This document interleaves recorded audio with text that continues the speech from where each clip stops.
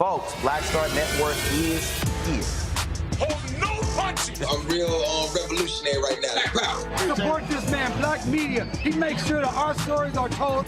Thank you for being the voice of Black America, Roland. Stay black. I love y'all. All momentum we have now, we have to keep this going. The video looks phenomenal. See, there's a difference between Black Star Network and Black-owned media and something like CNN. You can't be Black-owned media and be scared. It's time to be smart. Bring your eyeballs home. You dig?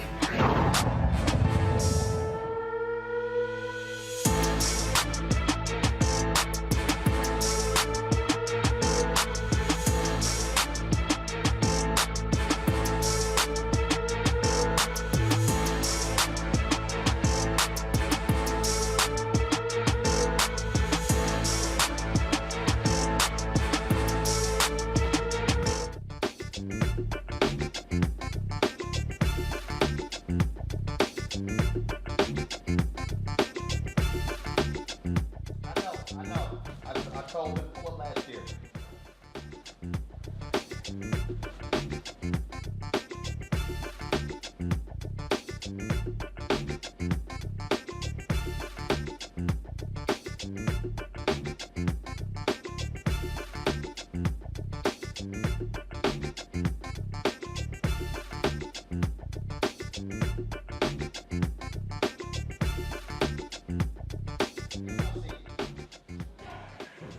Today is Tuesday, February 7th, 2023. Coming up in a special edition of Roland Martin Unfiltered on the Black Star Network. It is the State of the Union for President Joe Biden. He has lagging poll numbers. Even though there are good things happening in the economy, what will he say tonight to convince the American people that he is doing a good job? We'll break these things down. One of the things that he's done is invited the family members who had folks victimized by police violence. We'll talk with retired Sergeant in the LAPD, Cheryl Dorsey, Mark Morial of the National Urban League.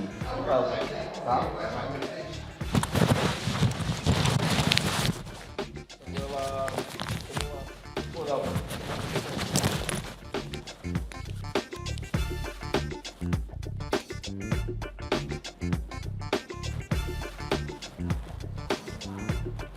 Here we go to the promo and I'll start it over.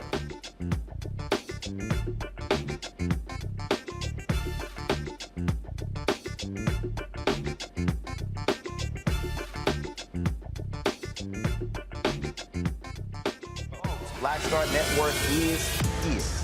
Hold no punches. I'm real revolutionary right now. Support this man, Black Media. He makes sure that our stories are told. Thank you for being the voice of Black America, Roland. Stay black. I love y'all. All momentum we have now, we have to keep this going. The video looks phenomenal. See, there's a difference between Black Star Network and Black-owned media and something like CNN. You can't be Black-owned media and be scared. It's time to be smart. Bring your eyeballs home. You dig?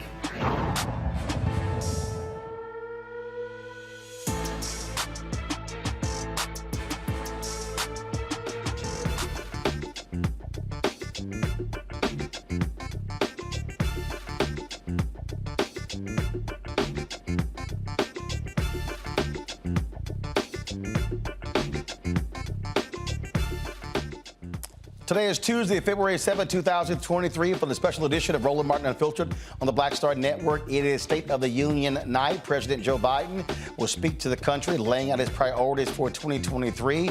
Look a lot different from last year. Democrats control the Senate. They do not control the House. Republicans do.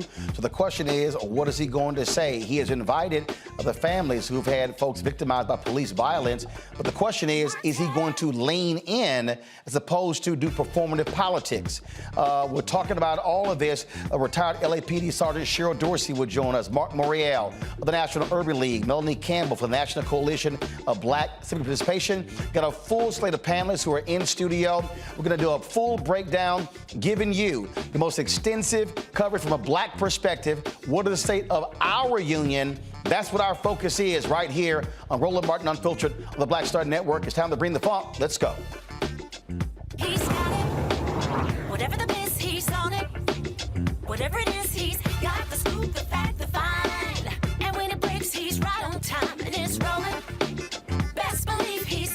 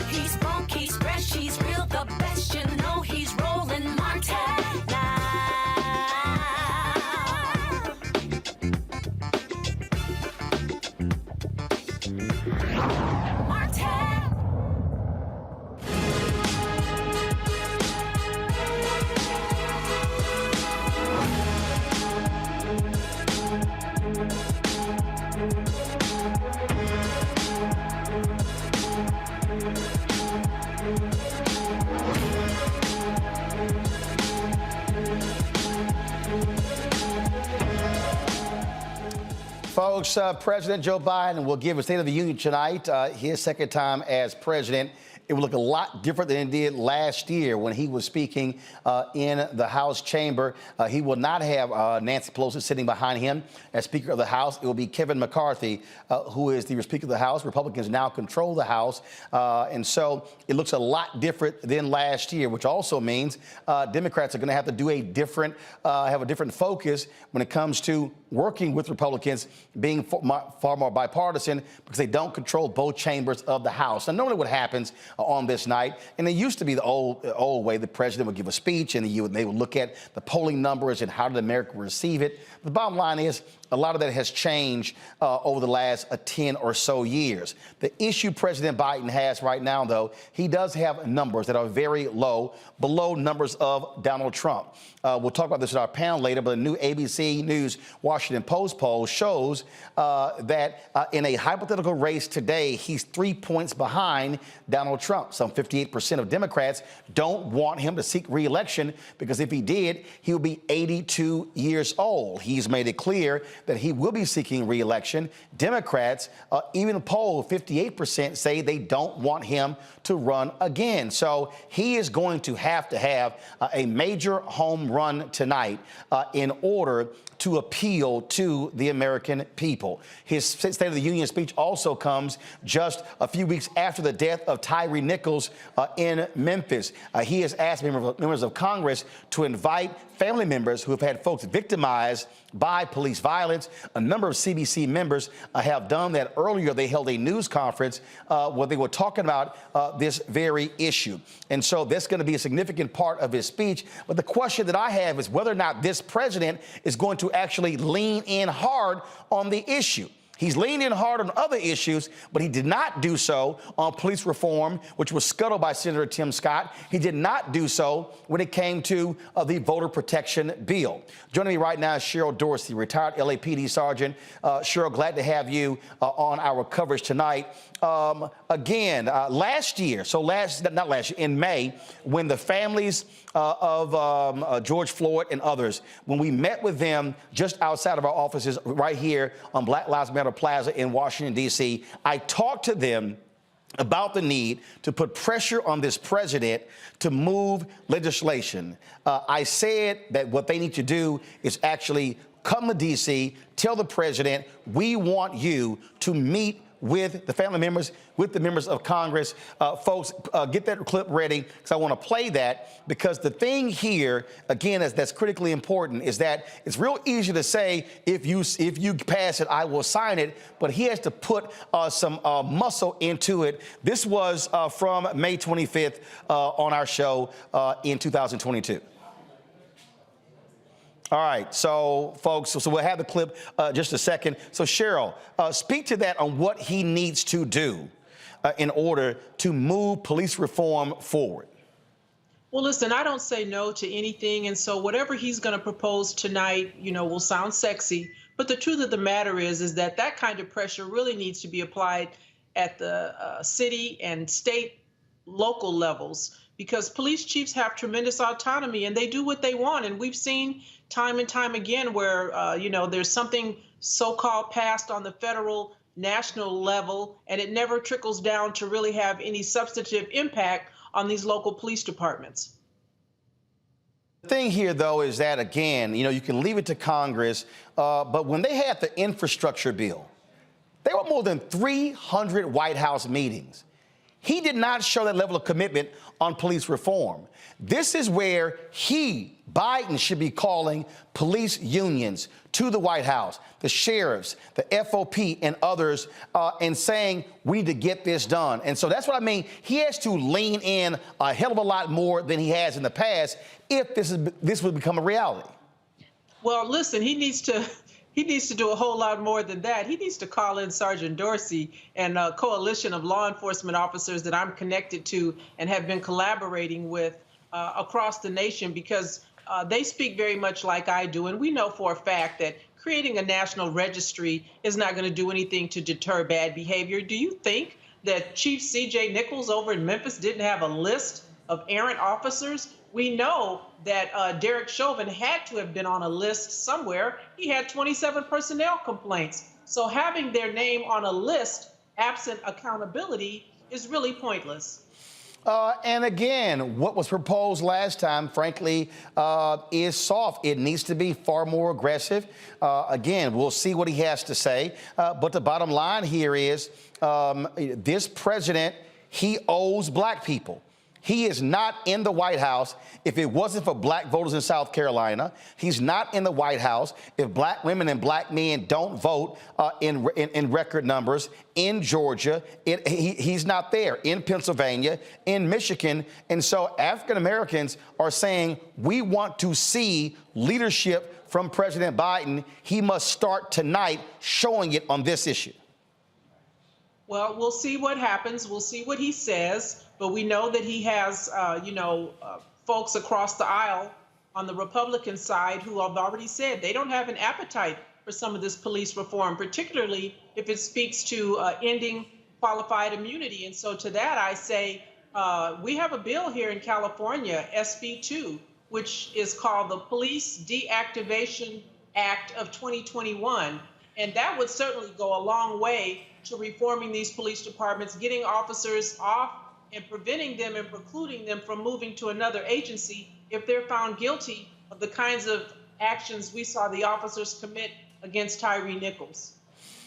Mark Moria, President C of the National Urban League, joins us right now. Mark, civil rights leaders have requested to meet the president on this very issue. They've reaffirmed their commitment. Vice President Kamala Harris spoke about that from the funeral of Tyree Nichols. And I'm just going to say it again. President Biden has got to man up on this.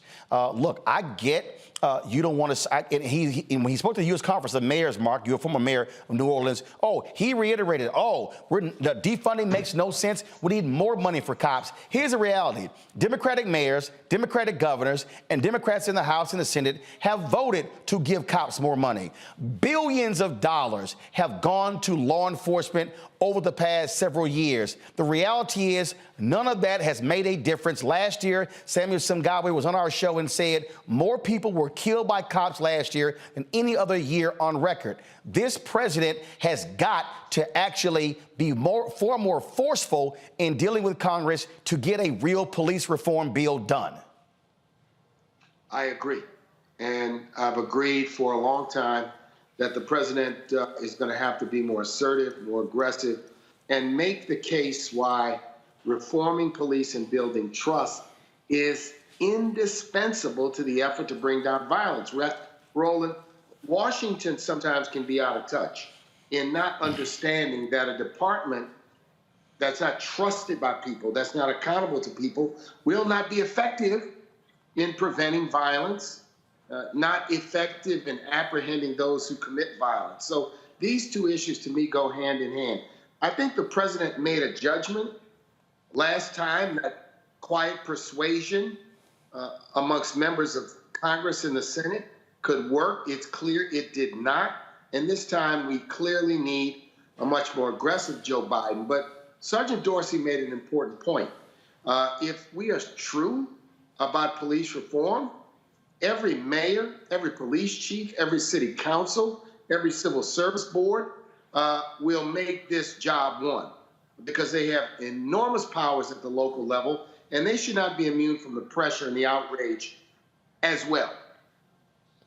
Well, and again, when you talk about leaning in, being more forceful, I get, the dance last time, but Democrats controlled the House and the Senate last time. Okay, this is no time to play footsie with Republicans. Okay, he is going to have to put pressure on them as well. And in fact, if the House doesn't pass a bill, that's where blame can actually be placed. But what Democrats should not be doing right now is coming out of the gate soft. He should be proposing a strong bill and say, Republicans, this is what I want to see in the bill, and work from there.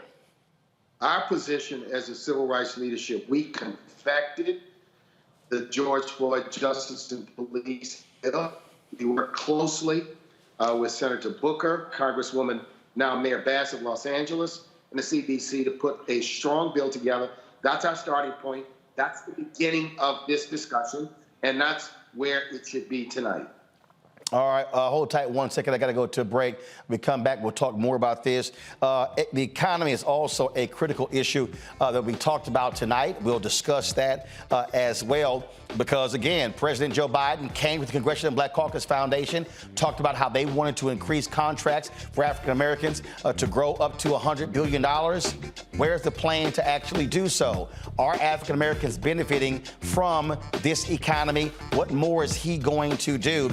And so, folks, the president tonight is giving the State of the Union. We're discussing the state of our union right here on Roland Martin Unfiltered on the Black Star Network. We're the only black-owned media outlet giving you this type of coverage tonight, breaking down the State of the Union from our perspective with black experts in politics, economics, civil rights, and police and other areas. So hold tight 1 second.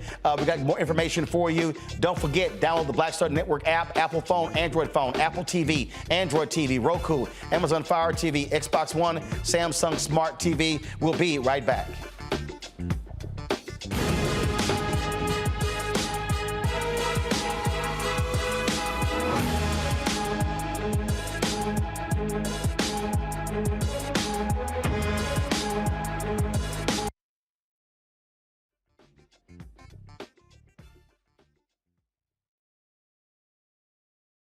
Most people think that these television shows that tell stories about who we are as black men, and then they paint these monolithic portraits of us.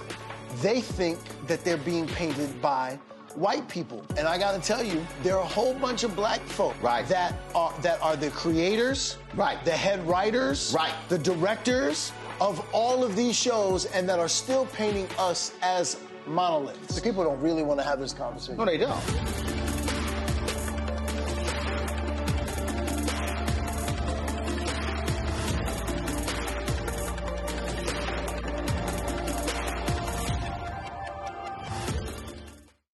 When you talk about blackness and what happens in black culture, we're about covering these things that matter to us, speaking to our issues and concerns. This is a genuine people-powered movement. There's a lot of stuff that we're not getting. You get it, and you spread the word. We wish to plead our own cause.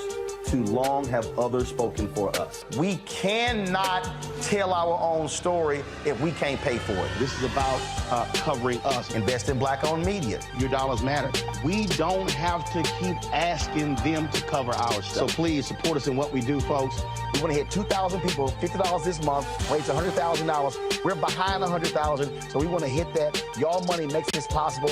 Checks and money orders go to P.O. Box 57196, Washington, D.C. 20037-0196. The Cash App is $RM Unfiltered. PayPal is R Martin Unfiltered. Venmo is RM Unfiltered. Zelle is Roland at RolandSMartin.com.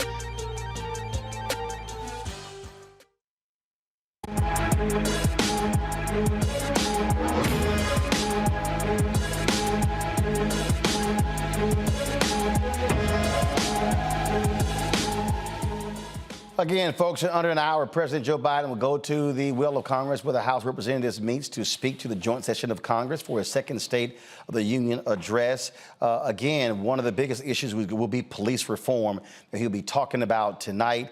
Again, family members of those who've been victimized by police violence will actually be in attendance. We were talking, before we looked at the break, we were talking about, again, the amount of money that's being spent on this issue. And Cheryl Dorsey, retired LAPD sergeant, she's with us. Also, Mark Morreale, CEO of the National Urban League. And Cheryl, we're talking about billions. I did a show yesterday called PBD Broadcast, and they were complaining about, oh, Democrats want to defund the police. And I was like, what the hell are y'all talking about? I said, that's utter bullshit when you look at the amount of money that Democrats have been passing. I said, yes, you have a number of members, a few members who talked about defund the police, but they were even trying to complain that, stating that reallocation of resources is somehow defund the police, when in fact, that's exactly what you need. You need a reallocation of resources. You need to be shifting money to mental illness. There are far too many cops who are encountering people who are having mental breakdowns and they're ending up dead. I don't understand why people can't rationalize that and say you can't just keep sending cops out for everything in this society. You've got to be able to figure out different ways to deal with the general public and not always have a police interaction? Certainly that's part of the problem, but here's the rub with that, is that when someone other than a police officer comes, or when someone calls and says that the individual who's in crisis is violent or they're armed, they're going to send the police. And so if you understand that the police are going to come, you want to make sure that those who come are well trained, they have the right temperament and the skill set and the patience, empathy, compassion, whatever adjective you want to use to deal with these people. Because if they're violent, as in Keenan Anderson and a couple of others, Oscar Sanchez here in Los Angeles, we had 3 uses of force that ended in death here in the first part of January, because these people were violent and some of them were armed. So training is key, right temperament is important. And Mark, that's why you also, I believe, you have to have someone who also is sent to these calls whose instinct is not to grab a gun or a taser. Somebody who can understand de-escalation, being able to calm someone down in a situation like that. And that, to me, has been part of the issue here. We've just simply had too many people who have been dying at the hands of cops. And so that's part of the issue. And so it's crazy how you have individuals on the right who somehow can't handle this notion of how do we reimagine policing in 2023. So, well, Roland, the Washington, D.C. Police Department did an analysis of the substantial body of 911 calls over a period of time and went back to determine what portion of those calls required a police response versus the response of another agency. And they found something interesting, and that was a large number would have been better served with a response by another agency. Now, apropos to what Cheryl says, I advocate for certain types of calls what I call a dual role, where the police role and a mental crisis unit roles. And the minute it is determined that no one's life is threatened, the police would leave and turn the site or scene over to the mental health professional. We can do better than we are doing now is absolutely the point. Many police officers do not want and are not trained to confront those that may be on the street, unhoused, those who may have mental illness. They do not feel qualified, but they get called to respond. And so there's got to be other systems in place in order to do that. The second thing I will attest to is that we need investments in youth programs, in summer jobs, in interventions among young people, if we are true about this effort to combat violence in our communities. And my experience in New Orleans in the 1990s and the early 2000s was that these investments in youth played a big role in the 60 to 70% reduction in violent crime we played, in addition to our police reforms. So it's a false debate that it's either or. It is really a requirement that you do smart and effective law enforcement and smart and effective interventions. The Biden administration gave American cities a large amount of unrestricted cash. They could spend it on policing. They could spend it on, if you will, mental health. They could spend it on anything. Now, it wasn't recurring money, but the Biden administration said to mayors and local government, we'll give you some resources because you've been impacted by Katrina to use as you see fit. I would like to see the provide to America's mayors and cities more unrestricted money that they could use. Now, there ought to be limitations on how they can use it to some extent, but that gives them the resources they need to invest in mental health, in other interventions, in youth programs, and the like. And so sometimes Washington is rarefied air. People are up here discussing things. Down in the community, people want effective policing, but not brutal policing, not unconstitutional policing. But they also want good playgrounds, good parks, mental health interventions. They don't want either or. They want both and in communities. And this is really what I hear when I travel to Cincinnati, Chicago, Atlanta, New Orleans, Philadelphia, Omaha. And I talk to people in the communities who are impacted by all of the quality of life issues we're discussing tonight. See, sure, that's what it amazes me when we have this conversation about crime in this country. The automatic reaction to so many people is, let's just shovel more money to police. Here's the whole deal. There are some cities where literally half of the city's budget is going to police and fire. I mean, half. If you're talking about how do you deal with crime, how do you lower crime, the answer is not always more money in the cops. You have to confront what I keep saying is, what is the undercurrent of crime? What creates that? What are the situations in our society? And too many political leaders don't want to deal with economics, don't want to deal with education, don't want to deal with living conditions, all that sort of stuff. All of those factors play a role in what's happening in crime. And this is real simple. Go to a neighborhood where you don't see lots of crime. You know what you're likely going to see? Homeowners. You're going to see clean streets. You're going to see a number of things. And that, to me, I think is where this country fails. The option always is, let's just shovel out more billions to police. That's not always the answer to dealing with crime in America. I think we need to get back to community-based policing. I think it was a model that worked. I certainly was deeply entrenched in that on the LAPD. And when you have officers who, let's face it, they're not going to be living in the community, but certainly if they could relate to the community, if I know you and you know me, we have a relationship, a rapport, perhaps when things go sideways and someone who's familiar with a family and a loved one who's in crisis, let's say, the outcome could be very different, as opposed to, what many believe is just an occupying force of folks who want to come in and, do what we refer to as beat and release. And that right there, Mark, again, that idea, beat and release, cannot be the dominant thing that happens in this country. And again, I just think as what we're seeing play out, Mark, and again, is really playing out all the time. There's always this natural reaction from people to just go, again, throw more money at the police. We have to be thinking holistically. And this is where activists have to put the level of pressure on this White House, on this Congress, to say, don't leave out communities when you're talking about dealing with crime in this country. We know that scare tactics have always been used, unfortunately, and that's what caused people to have fear. I'll say this. The issue is not more policing, it's effective policing, productive policing, constitutional policing.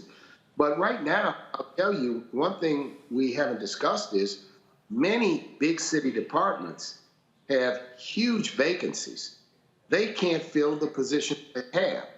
So they can't even make a case in some instances for more money because they have vacancies that not filled. Cheryl is right, Sergeant Dorsey is right. It's the philosophy of community policing, preventive policing, proactive policing. But I will say this again, and you have said it time and time again, we can't solve the problem with a law enforcement only approach. It is going to require the quality of life issues, addressing the root causes, making attacks on poverty, improving housing, investing in youth, mental health, and the like. We have to do all of it. Comprehensive strategies in the 90s is what made my beloved hometown safe on my watch as mayor. And when they undid the comprehensive policies after I left, the city retrenched. And so you want a case example of what comprehensive policies will do, police reform plus community interventions and investments. I'll show you what we were able to do in New Orleans, and there are other examples.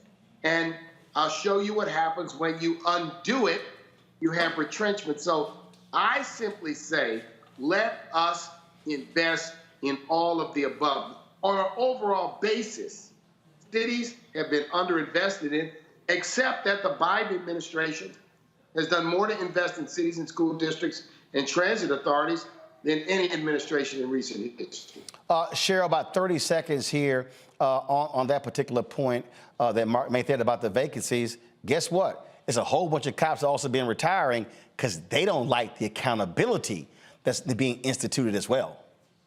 Well, listen, if, police chiefs had an appetite to hire folks who look like me, there'd be more of us out there. And we know from the Memphis 5 that just having black officers isn't enough. You've got to have the right. So I'd like to be a recruitment tool. And for the young people who hear FTP in the House, be the change that you want on that police department. Get on there. Be the one who stops officers from beating somebody who looks like you, sitting on the neck of someone who looks like you.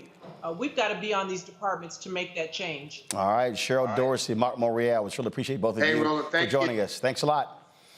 Thanks, Cheryl. All right, folks, got to go to a break. We come back. We'll talk with our panel assembled here about the president's speech, what they want to hear him talk about as it relates to African Americans. You're watching Roland Martin Unfiltered, our special coverage of President Joe Biden's State of the Union address right here on the Black Star Network.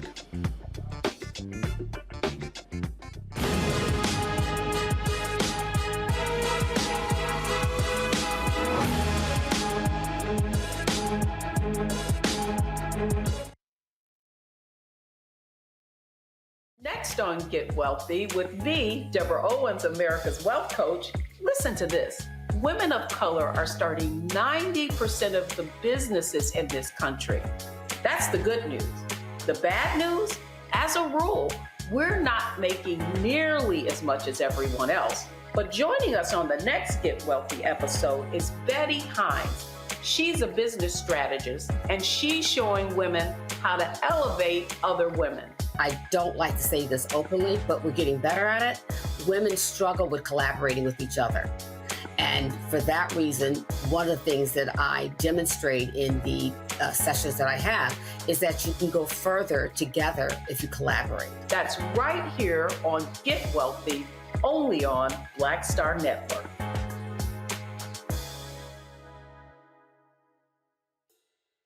Next on the Black Table with me, Greg Carr. An hour of living history with Dr. Richard Mariba Kelsey, thinker, builder, author, and one of the most important and impactful elders in the African American community. He reflects on his full and rich life and shares his incomparable wisdom about our past, present, and future. African genius is saying that my uncle was a genius, my brother was a genius, my neighbor was a genius. I think we ought to drill that in ourselves and move ahead rather than believing that I got it. That's next on the Black Table, here on the Black Star Network.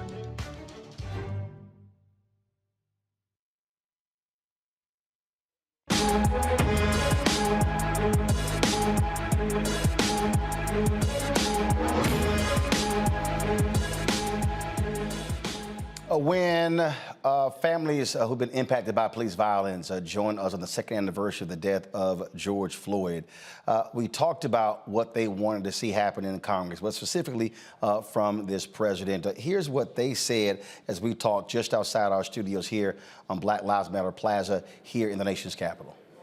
Booker talked to Senator Coons at the White House. What I said to both of them is, look, the election is in November. I said, there's nothing that precludes the Senate from taking this up again and trying to actually pass it. One of the things that I said in December when Senator Tim Scott went on Face the Nation, and I just want y'all to understand it. Senator Tim Scott went on Face the Nation with Margaret Brennan, and he blamed Democrats for, in his mind, trying to defund the police by tying changes in law to them receiving funding. And I found that to be real interesting because when Michael Harriot was at the root, he actually wrote a piece the previous year, in 2020, where Senator Tim Scott literally had the exact same mechanism in his law. And he wrote a piece that was called In Loving Memory of Tim Scott. Now, back in, this was actually September, it wasn't December. So Senator Tim Scott was very vocal with me, texting back and forth with regards to it falling apart. Yet when I sent him that story, and I asked him point blank, I said, if Dems want to defund the cops by cutting funds, please explain why you previously wanted to do the same. How can you say it's a bridge too far when what you now say is bad is what your own Deputy Chief of Staff says was needed? Here's what Michael Harriot published today. And I asked him that question, on September 30th, on October 27th, on January 19th. The very same thing. I even said, Senator Scott, it's been 2.5 months since I asked you to explain the difference between what you accused Dems of doing on the Floyd bill, what you proposed last year. Why have you and your staff gone silent on your own proposal? What's the difference? Still no response.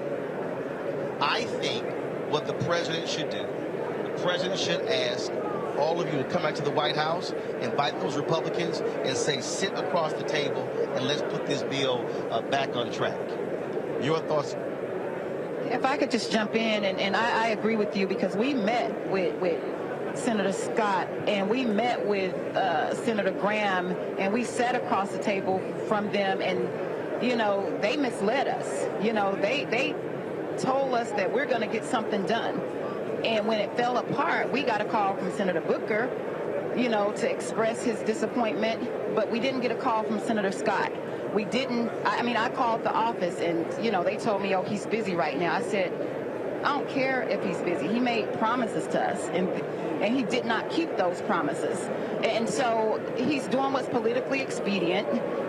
And he said, hey, it's just dead, it's just dead. And what we expressed to him, Alyssa and I, we told him our brothers are dead. That's what's dead, and we are tired of you playing politics with our you know, with our loved ones. We are tired of you negotiating if we live or die. And so we haven't heard from him either since that meeting and since it died. And so it's really disingenuous, it's disappointing, and it's unfortunate. But again, I think you're right. We need to get back to the table and figure out how we make this work before the midterms.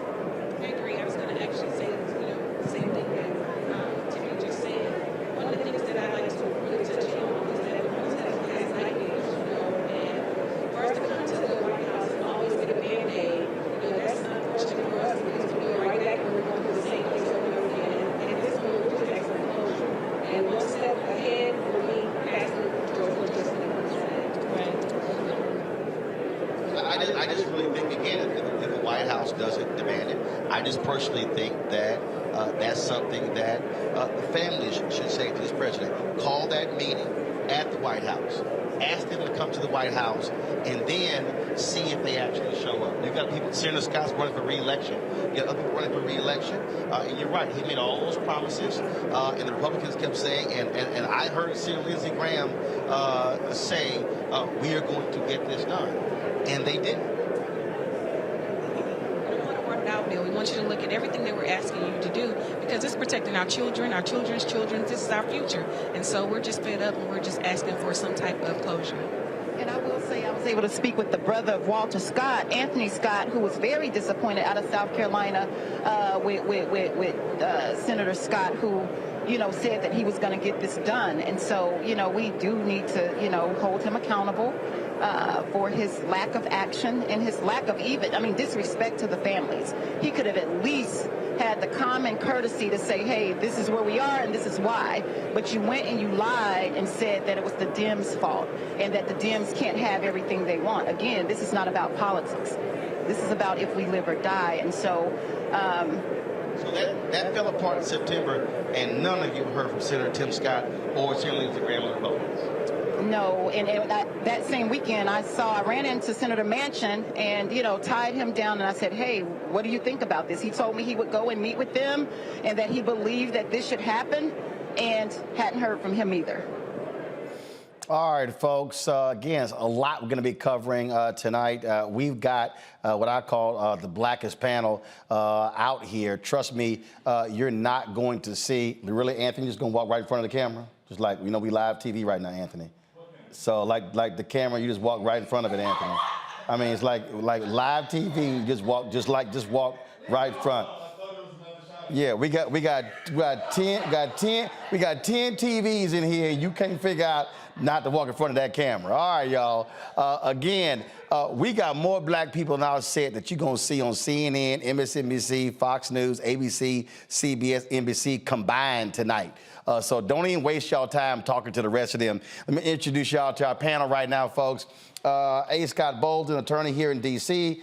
We got Dr. Greg Carr, Department of Afro-American Studies, Howard University. We got Dr. Amakongo Demina, professorial lecturer, School of International Service, American University. Erica Savage, of course, founder and host of the Reframe Brain podcast. Reese Colbert, host of the Reese Colbert Show, Sirius XM. Lauren Victoria Burke, Black Press USA. Dr. Bill Spriggs, economist, Howard University. Tamia Booker, founder and managing director of T. Booker Strategies. Also, Deanna Bass Williams, co-host, policy and pound cake partner, Bass Public Affairs. Can you actually make pound cake? My mama can. I asked you about your mama. See, you know that's trifling when you ask somebody, can you make pound cake? Since you want to actually name some pound cake and you can't make no pound cake. No, that wasn't the question. Is that Republican spin? My mama can make pound cake. That is not Republican spin. Is in fact the truth. My mama can make pound cake. But I asked, can you make some pound cake? The point is that my mama makes the best pound cake. Is your mama the co-host of Policy and Pound Cake? She's the executive producer of Policy and Yeah, but is she on the air? She doesn't need to be on the air. Here we go. Look at that. Okay, what you saying is you ain't going near that kitchen. That's all. We know what you bringing with Thanksgiving: plates and knives and forks. We know that's what it is. Anybody else who can make pound cake? Anybody? Not me, that's for sure. Anybody? Damn, what the hell kind of group is this? Back to my mother. Back to my mother. My mother. Why is it? How y'all saying your mamas can make? Damn. Okay. Hell yes. Hell yes. Been baking since I was 7, cooking since I was 8. And we know you only time you walk by the kitchen is to eat. That she can burn. Yes, she can. Let me say it again. Let me say it again. Mama had a cake business. We were baking at 7, cooking at 8. You better ask somebody. Your little ass got too damn tight over there. Don't get me started. Don't get me started. That's right. You ain't gonna hit. No, you ain't had me. Yeah, see, that's right. A Kappa ain't never got an alpha. All right, that don't even work. All right, course. Yeah, y'all ain't gonna hear no pound cake on CNN. You know, ain't no flavor over there. No flavor over there. All right, so here's the deal. We come back. We're gonna talk about what our parents want to hear tonight, specifically about black folks. All right, this is called the state of our union. If y'all want to hear what the white folks talk about, turn somebody else. We here talk about black people and what our concerns are. So we'll do that when we come back. Don't forget, download the Black Star Network app, Apple phone, Android phone, Apple TV, Android TV, Roku, Amazon Fire TV, Xbox One, Samsung Smart TV. Support our Bring the Funk fan club. So you check in money orders. P.O. Box 57196, Washington, D.C., 20037-0196. Cash App, $RM Unfiltered, PayPal, R Martin Unfiltered, Venmo is RM Unfiltered, Zelle is Roland at RolandSMartin.com, Roland at RolandMartinUnfiltered.com, and be sure to get a copy of my book, White Fear, How the Browning of America is Making White Folks Lose Their Minds. And Lord, they've been losing their minds a whole lot, including some of the fools sitting in the chamber tonight who supported the folks on January 6th.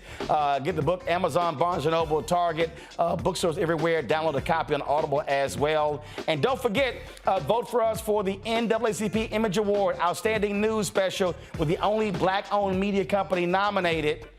Really? Vote.naacpimageawards.net. Simply go to Outstanding News category. Look for Roland Martin Unfiltered. Black Votes Matter 2020 election special. And so download that, folks. 2022. Vote for us. Of course, remember, you got to use one email. So if you got 5 emails, you can vote 5 times. So be sure to do that. And of course, voting ends at 9 p.m. on February 10th. And so do not procrastinate. We'll be right back.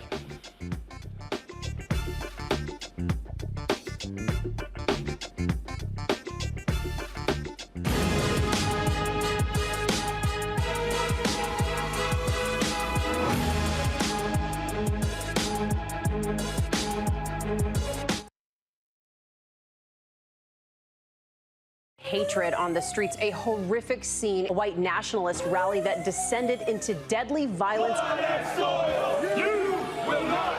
White people are losing their damn minds.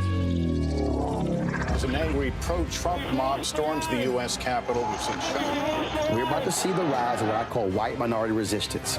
We have seen white folks in this country who simply cannot tolerate black folks voting. I think what we're seeing is the inevitable result of violent denial. This is part of American history. Every time that people of color have made progress, whether real or symbolic, there has been what Carol Anderson at Emory University calls white rage as a backlash. This is the rise of the Proud Boys and the Boogaloo Boys. America, there's going to be more of this. Here's all the Proud Boys, guys. This country is getting increasingly racist in its behaviors and its attitudes because of the fear of white people. The fear that they're taking our jobs, they're taking our resources, they're taking our women. This is white fear.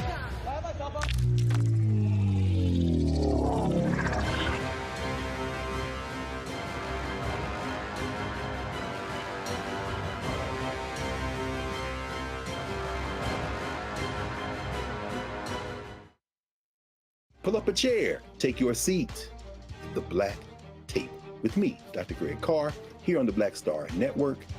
Every week, we'll take a deeper dive into the world we're living in. Join the conversation only on the Black Star Network.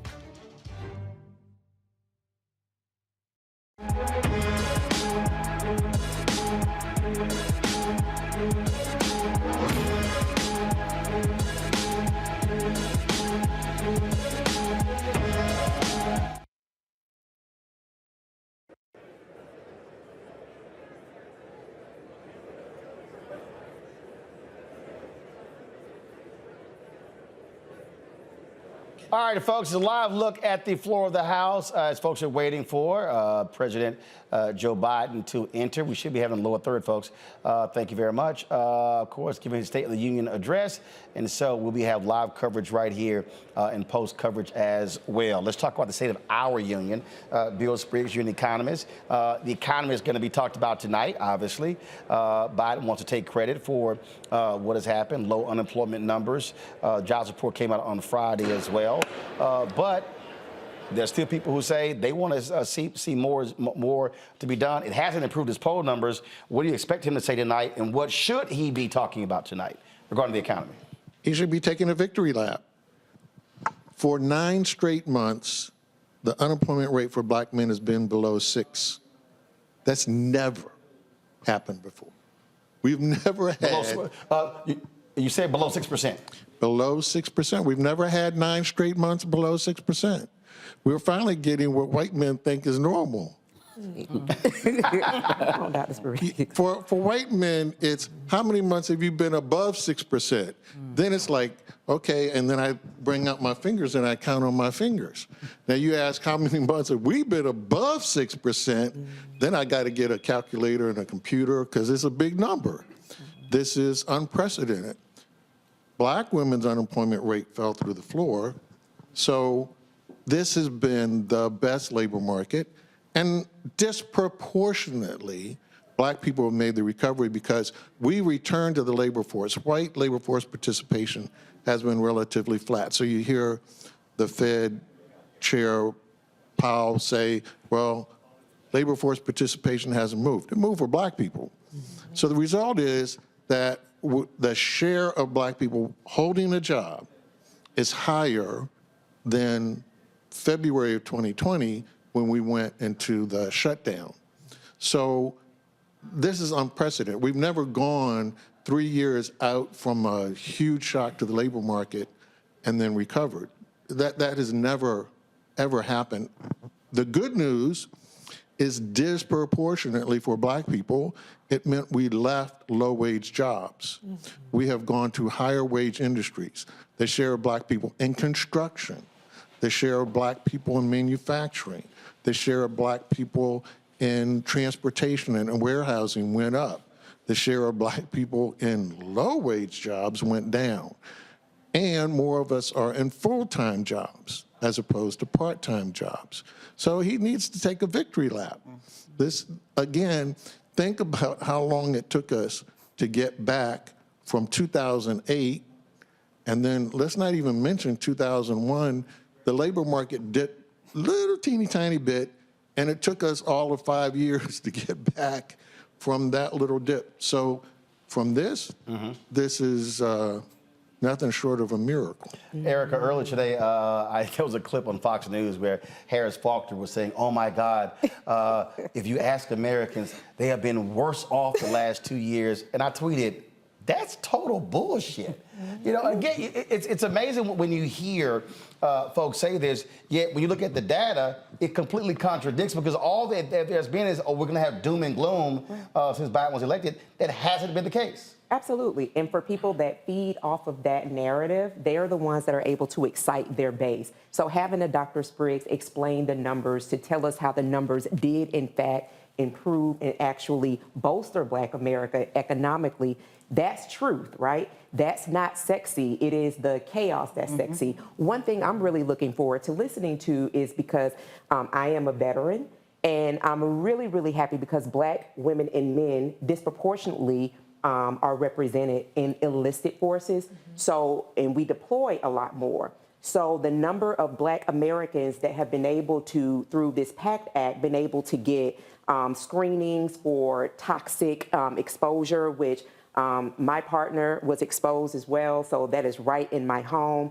Also knowing that as far as health care, you all know I suffered a brain injury 2 years ago, and I had to have polytrauma care, and it's still ongoing. So the services of caregiving is something that sped up. And when we're talking about veteran suicide, I also have been very, very authentic and transparent about having a suicide safety plan, and that I have been a beneficiary and a recipient of someone calling me from the VA to ensure that I am well. So this is a really, really good news for us to hear, specifically for the Black community.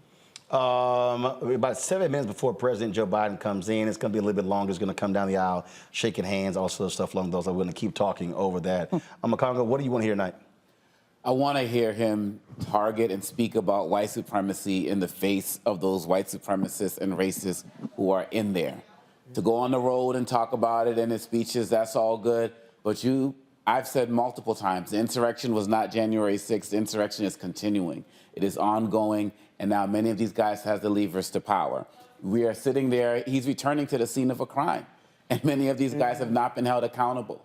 And he needs to call them out while they're sitting there. You have members of the CBC wearing pins for the brother who was shot in 1870, unarmed shooting, while the Republicans are wearing AR-15 pins on their jackets. They're celebrating the violence. They have no problems with it, and he needs to call them out tonight. And I think that all Black America needs to see him do that. Reese? Well, I mean, I agree with what you all have said. I think he needs to be specific. One thing we saw during the Obama State of the Unions, he said both parties need to come together, and there was a lot of both sides. And I think that President Biden, he loves to champion his bipartisanship, and he has gotten a lot of accomplished, but he needs to be specific about the levers of Congress, a civics lesson that a lot of people don't understand, that are going to stand in the way of his agenda, and trying to rally people to hold them accountable and not let them get away with these culture wars that they're trying to fight, doing the Pledge of Allegiance 3 or 4 times a session. Nobody needs to see all that. We need to see a whole bunch of other stuff. So I hope that he's specific about that. And I hope that he's specific about his receipts, because as you all have said, there's a lot about feelings and narratives, but the numbers don't lie. Regardless of how you feel, the numbers don't lie. And I'm gonna tell you another thing. Come on, sis. New Edition concert tickets is sold out. Come on, sis. Concert tickets is sold out. Beyonce is sold out. So you can't tell me Black people ain't doing well. Period. I'm going by the concert tickets.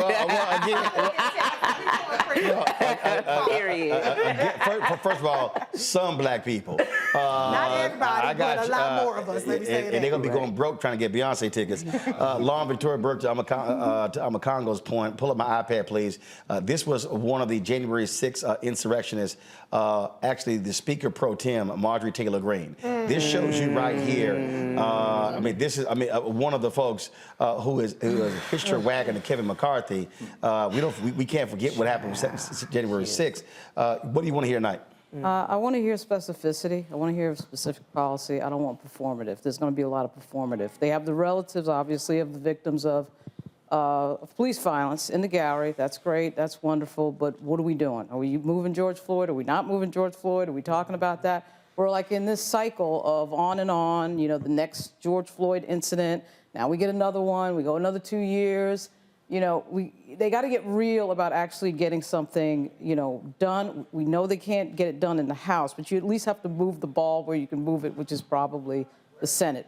It's shocking to hear Bill Spriggs sit here tonight, give us all these stats we've never heard anyplace else, because the media is too involved in the conflict of going after Joe Biden and going after Kamala Harris. Or stuck in process. And not focusing, on process, and not focusing on the reality of these numbers. He should be taking a victory lap. Okay, he should be. But what we're going to hear is a bunch of nonsense, because the media is making money off of clicks. They're making money off of conflict. They're making money off of criticism. You do see a White House effort against Kamala Harris. She is covered like no other vice president has been covered since like Spiro Agnew. It's completely ridiculous. She's got to be a little bit more vocal. I think we are going to see tonight the president effectively kick off his campaign for next year, and we should. But we got to get real about some of the reality behind the scenes of what we're seeing when we see a night like this. Yeah, but you also got to have a White House that chooses to be to expand who they reach out to. How about that? Every year, of course. Pete Buttigieg on every day. Well, yeah. Why? Well, here's a perfect example. Transportation. Here's a perfect example. So the State of the Union, there's always a luncheon the president has with network anchors. Right. I was invited to 3 when Trump was there, several when Obama was there. So I sent an email and said, hey, is there going to be one this year? They said yes. Then I said, okay, where's my invitation? And then when I get back, black-owned media is going to be represented. We're going to have more of these. I said, y'all ain't answered my question. Then I said, let me be real clear. There's not a single black-owned media outlet that does more live hours of news a day than we do. We have the only black-owned news and information 24-hour streaming channel. I said, not the Griot, not Essence, not Blavity, not Black Enterprise, not Urban One, not any of them. And so then folks go silent. And then I email, so I get a problem. I email Erica Lowe, who handles black media. Then I email Karine Jean-Pierre, the press secretary. No response. And it reminded them both, there's only one of us nominated for an Image Award. And who's in the category? ABC News, OWN, PBS, us. So I'm like, who the hell did y'all invite? Again, this is part of the issue. This is part of the problem, that they don't, who they reach out to. Well, they like stenography. Yeah, real is stenography. Well, and see, they don't want any criticism. They don't want any question. You can't have that. You can't have both ways. Well, guess what? You're gonna get some questions and some criticism, but you're also gonna get some demands. Melody Campbell, I want to bring you in, National Coalition of Black Civic Participation. What do you want to hear tonight from President Joe Biden? A lot of it tonight, just listening to you all. But one of the things that we want to hear, he says he's going to talk about unfinished business, right? You got 2 years that went through. Now we have 2 more years. So we want to hear about, yes, police reform. We want to hear about voting rights, right? All of it ties back. And we've not left that as a key priority for Black America. And so there's no rights, there's no freedoms. There's no economic platform that's going to sustain if we continue to erode around voting rights.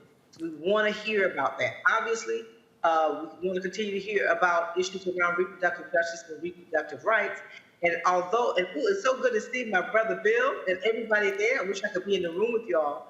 But we also want to hear about wealth creation and being able to have economic security, because affordable housing is crippling our community, where we may get higher wages, but our dollar doesn't go far enough for us to have quality, affordable housing. Those are some of the issues, Roland. Tamia. So I'm really excited to hear him speak about his accomplishments, as you said earlier, how everyone is just being so negative about the last 2 years, but we've seen a lot of progress. I also would like to hear a little bit more about what he's going to do around police violence. He did sign that executive order last year. Where's the actual teeth behind that? And we have many victims that will be in the audience today, and so we can't just sit there and not address it. So what exactly is the plan? Because, of course, with a Republican-led House, we know we're not going to move as far as we would like to, but I would like to hear from him what he would like to do to combat police violence. Scott? Yeah, I do too, because that's the really #1 issue for Black people right now. Now, the specifics on that are super important. 2 years ago, the Democrats controlled all 3 houses. Barely, but they did. And this Biden administration leaned in, but they didn't lean in enough to deliver on the George Floyd Police Reform Act. 300 meetings deal with the infrastructure bill. I don't think it was 30. Those are race-neutral issues. I said, but I don't think it was 30 dealing with police reform. Not at all, because it's not a priority. for the Democratic Party. They speak to it, right? But how does it manifest itself? And so tonight, where he controls 2 houses now, not 3, he better have a better plan than he did when he controlled all 3 houses, or it's never going to happen. He's going to have the family there. They had the funeral and what have you. Sharpton did the eulogy and what have you, and then time goes on. Right now, somewhere in America, there's a police officer beating a young black or brown man, a young black or brown woman, right now.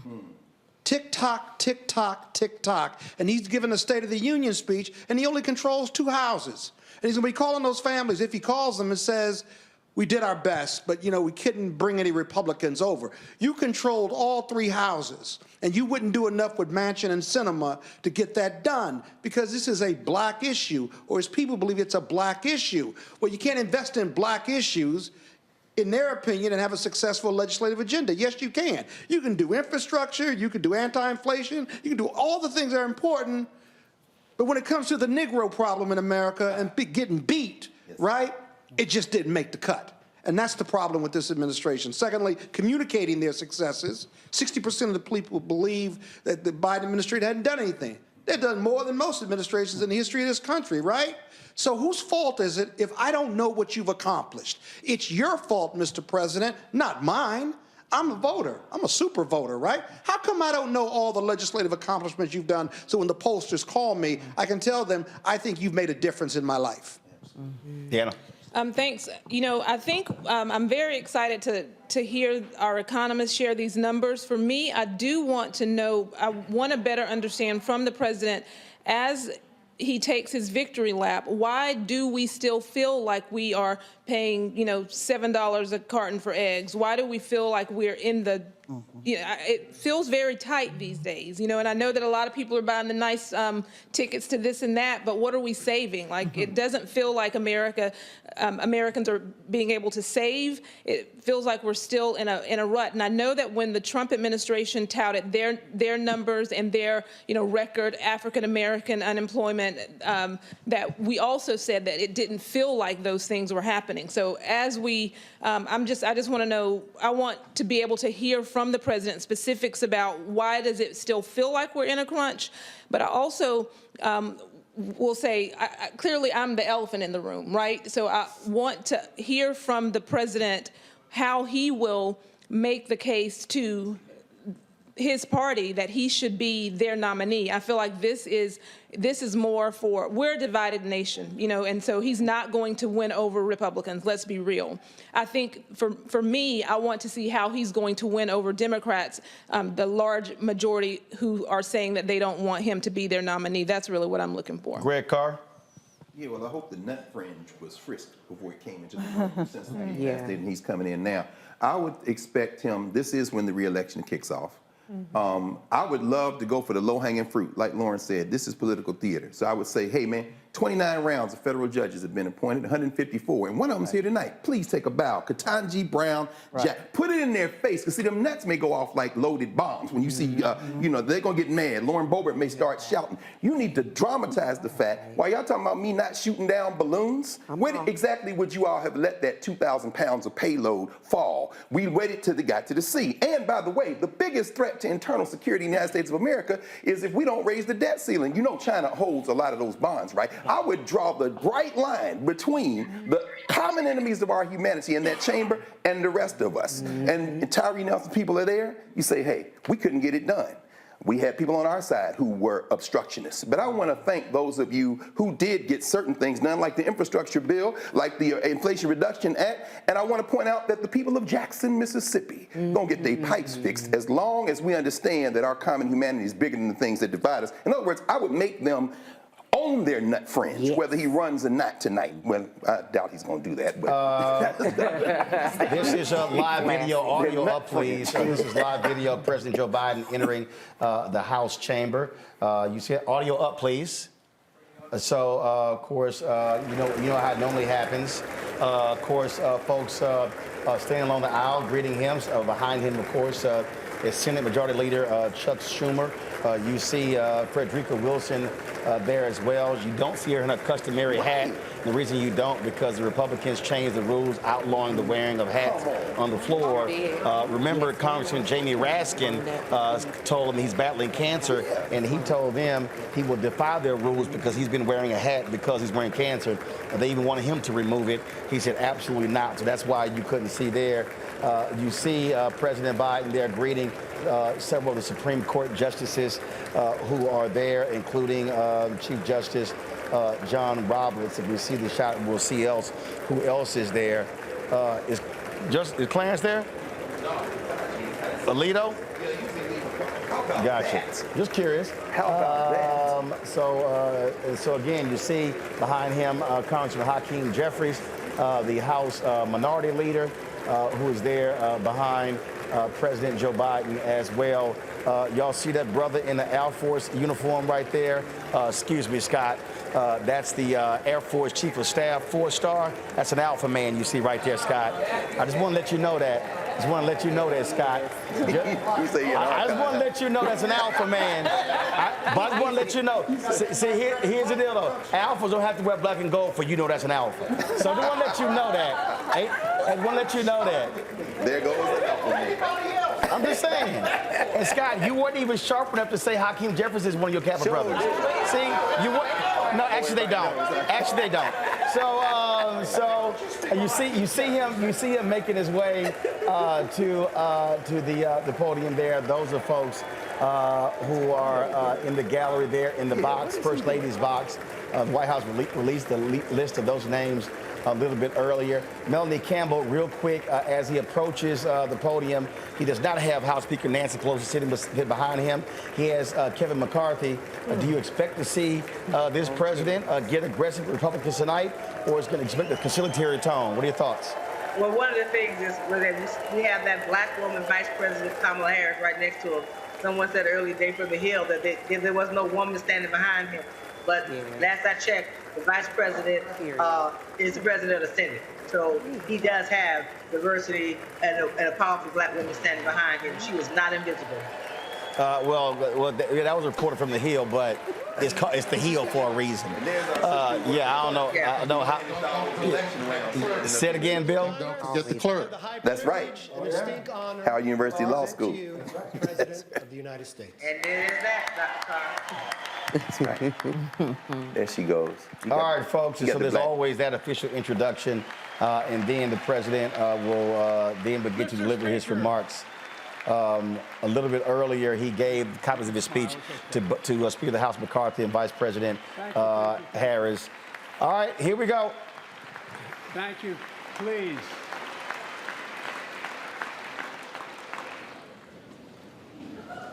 Mr. Speaker, Madam Vice President, our First Lady and Second Gentleman, good to see you guys up there. Members of Congress.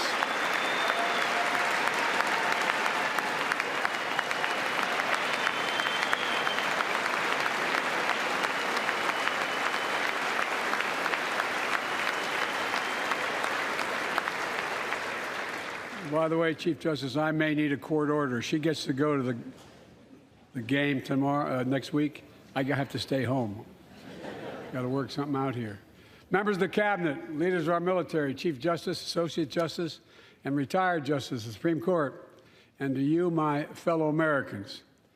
You know, I start tonight by congratulating the 118th Congress and the new Speaker of the House, Kevin McCarthy.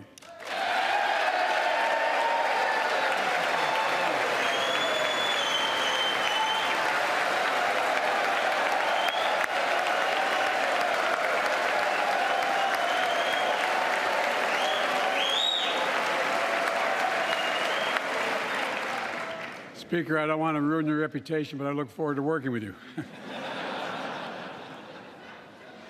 And I want to congratulate the new leader of the House Democrats, the first African-American minority leader in history, Hakeem Jeffries.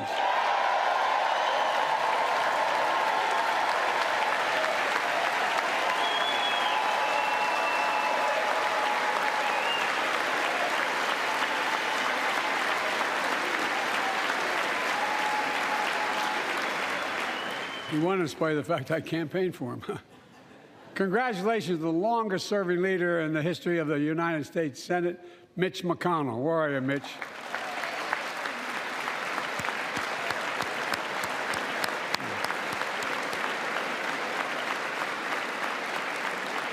And congratulations to Chuck Schumer, another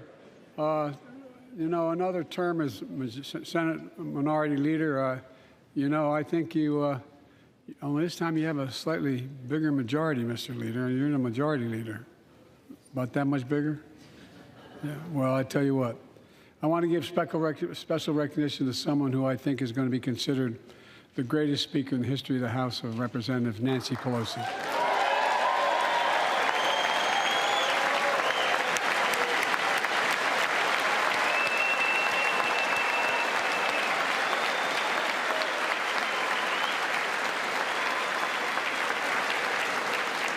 Folks, the story of America is a story of progress and resilience, of always moving forward, of never, ever giving up.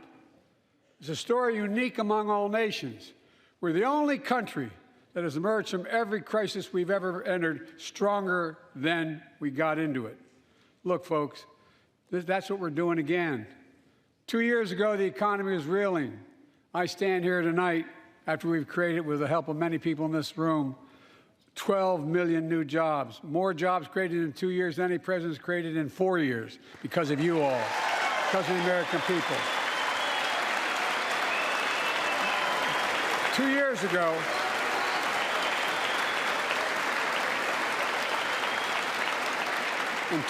ago, COVID had shut down, our businesses were closed, our schools were robbed of so much, and today, COVID no longer controls our lives. And 2 years ago, democracy faced its greatest threats in the Civil War, and today, though bruised, our democracy remains unbowed and unbroken.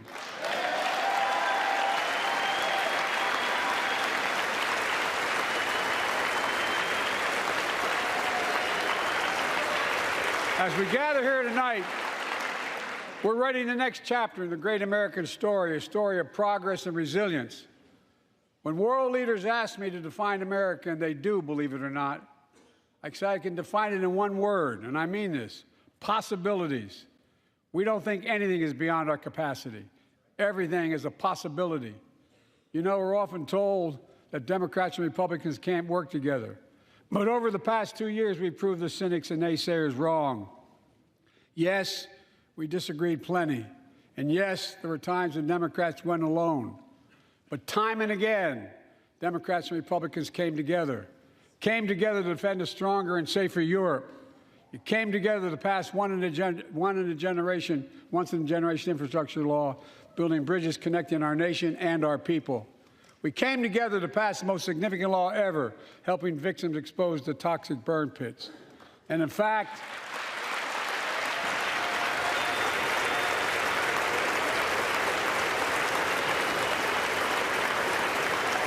it was important.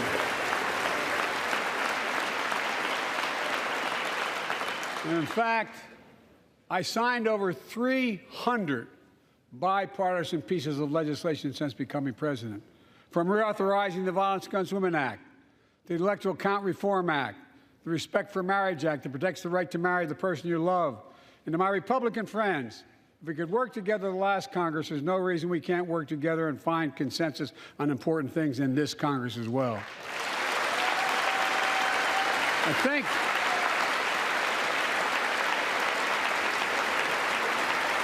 folks, you all are as formed as I am, but I think the people sent us a clear message. Fighting for the sake of fighting, power for the sake of power, conflict for the sake of conflict gets us nowhere. That's always been my vision of our country, and I know it's many of yours. To restore the soul of this nation, to rebuild the backbone of America, America's middle class, and to unite the country. We've been sent here to finish the job, in my view. For decades, the middle class has been hollowed out in more than, and not no one administration, but for a long time. Too many good-paying manufacturing jobs move overseas. Factories closed down. Once thriving cities and towns that many of you represent became shadows of what they used to be. Along the way, something else we lost: pride, our sense of self-worth. I ran for president to fundamentally change things, to make sure our economy works for everyone, so we can all feel that pride in what we do. To build an economy from the bottom up and the middle out, not from the top down. Because when the middle class does well, the poor have a ladder up, and the wealthy still do very well. We all do well.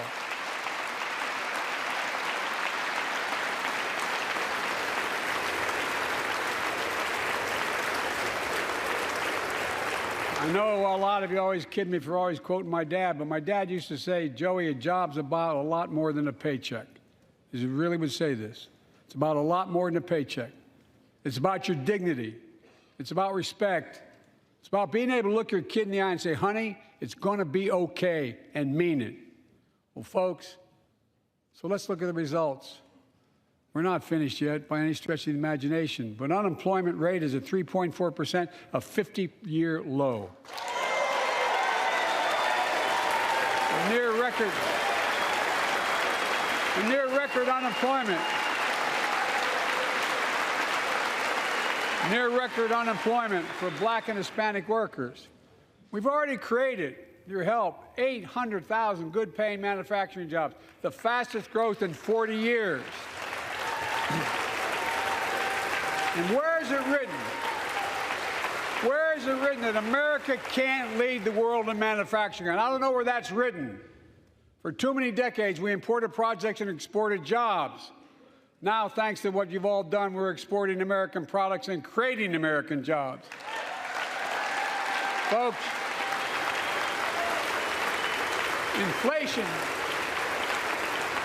has been a global problem because the pandemic disrupted our supply chains, and Putin's unfair and brutal war in Ukraine disrupted energy supplies as well as food supplies, blocking all that grain in Ukraine. But we're better positioned than any country on earth right now. But we have more to do. But here at home, inflation is coming down. Here at home, gas prices are down $1.50 from their peak. Food inflation is coming down, not fast enough, but coming down. Inflation has fallen every month for the last 6 months, while take-home pay has gone up.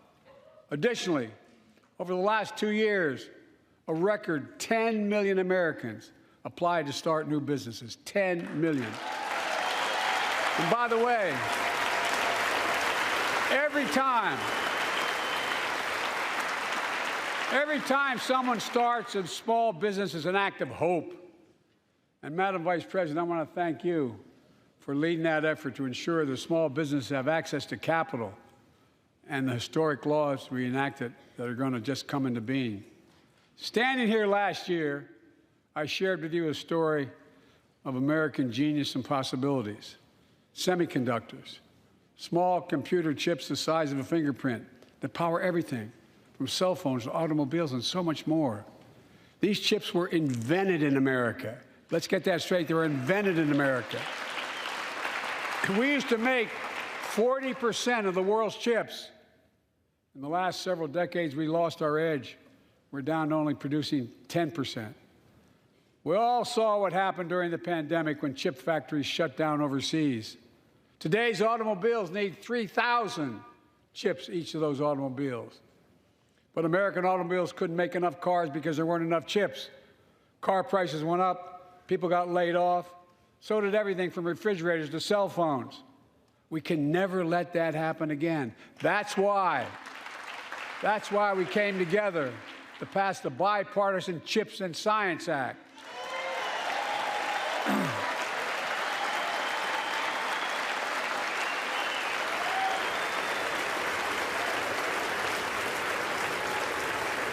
Folks, I know I've been criticized for saying this, but I'm not changing my view. We're going to make sure the supply chain for America begins in America. The supply chain begins in America. We've already created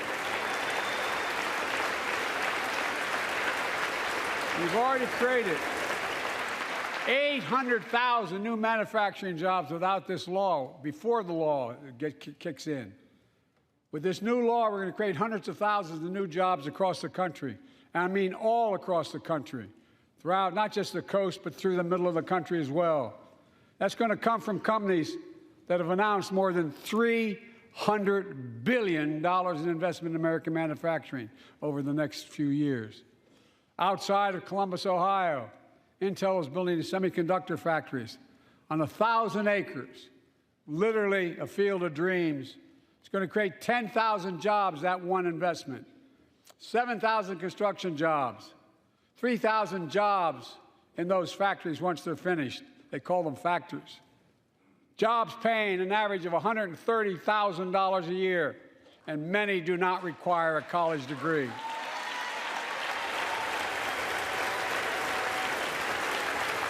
Jobs. Because we work together, these jobs where people don't have to leave home to search for opportunity. And it's just getting started. Think about the new homes, the small businesses, the medium-sized businesses. So much more that's going to be needed to support those 3,000 permanent jobs and the factories that are going to be built. Talk to mayors and governors, Democrats and Republicans, and they'll tell you what this means for their communities. We're seeing these field of dreams transform to the heartland. But to maintain the strongest economy in the world, we need the best infrastructure in the world. And folks, as you all know, we used to be #1 in the world in infrastructure. We've sunk to 13th in the world. The United States of America, 13th in the world in infrastructure, modern infrastructure. But now we're coming back because we came together and passed the bipartisan infrastructure law, the largest investment in infrastructure since President Eisenhower's interstate highway system.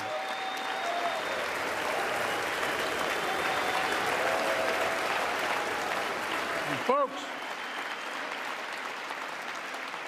already we've funded over 20,000 projects, including major airports from Boston to Atlanta to Portland.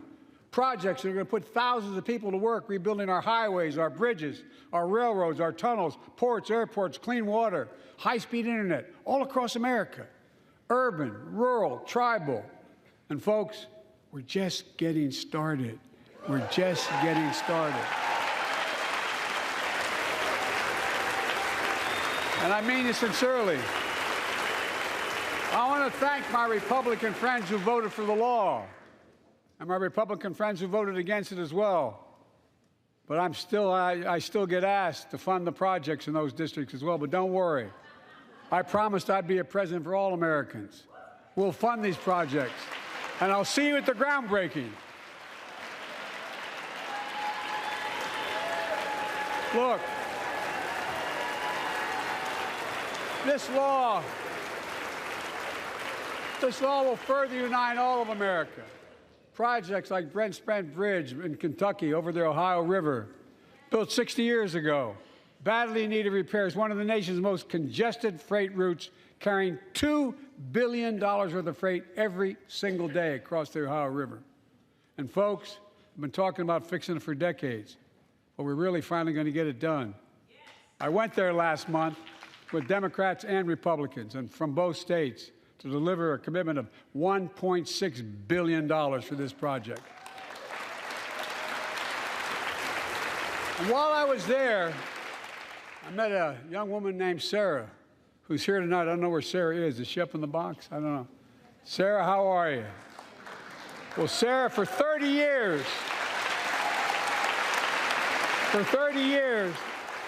I learned, she told me she'd been a proud member of the Iron Workers Local 44, known as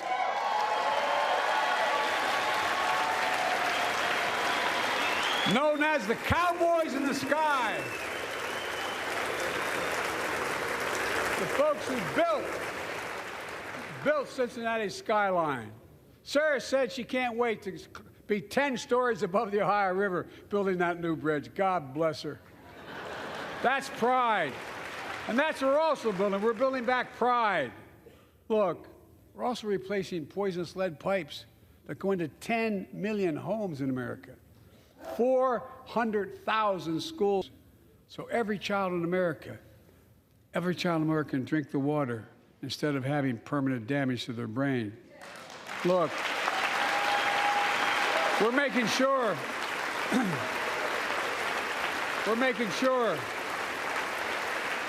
that every community in America has access to affordable high-speed internet.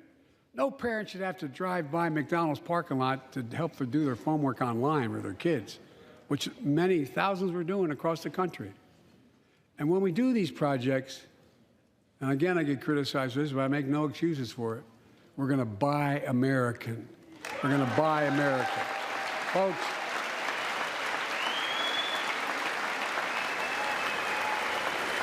and it's totally consistent with international trade rules. Buy America has been the law since 1933, but for too long, past administrations, Democrat and Republican, have fought to get around it. Not anymore. Tonight, I'm announcing new standards that require all construction materials used in federal infrastructure projects to be made in America. Made in America. I mean it. Lumber, glass, drywall, fiber optic cable. And on my watch, American roads, bridges, and American highways are going to be made with American products as well. Folks, my economic plan is about investing in places and people that have been forgotten. So many of you listening to me tonight, I know you feel it. So many of you felt like you've just simply been forgotten. Amid the economic upheaval of the past 4 decades, too many people have been left behind and treated like they're invisible. Maybe that's you watching from home. Remember the jobs that went away. You remember them, don't you? The folks at home remember them.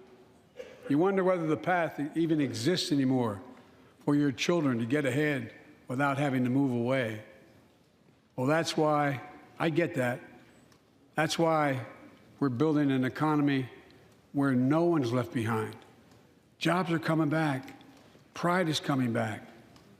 Because choices we made in the last several years. You know, this is, in my view, a blue-collar blueprint to rebuild America and make a real difference in your lives at home. For example, too many of you lay in bed at night like my dad did, staring at the ceiling, wondering what in God's name happens if your spouse gets cancer or your child gets deadly ill, or something happens to you. What are you going to have? You get money to pay for those medical bills? Or are you going to have to sell the house or try to get a second mortgage on it? I get it. I get it. With the Inflation Reduction Act that I signed into law, we're taking on powerful interests to bring health care costs down so you can sleep better at night with more security. You know, we pay more for prescription drugs than any nation in the world. Let me say it again. We pay more for prescription drugs than any major nation on earth. For example, 1 in 10 Americans has diabetes. Many of you in this chamber do, and in the audience. But every day, millions need insulin to control their diabetes so they can literally stay alive. Insulin's been around for over 100 years. The guy who invented it didn't even patent it because he wanted it to be available for everyone. It costs the drug companies roughly $10 a vial to make that insulin. Packaging and all, you may get up to $13. But Big Pharma has been unfairly charging people hundreds of dollars, $400 to $500 a month, making record profits. Not anymore. Not anymore.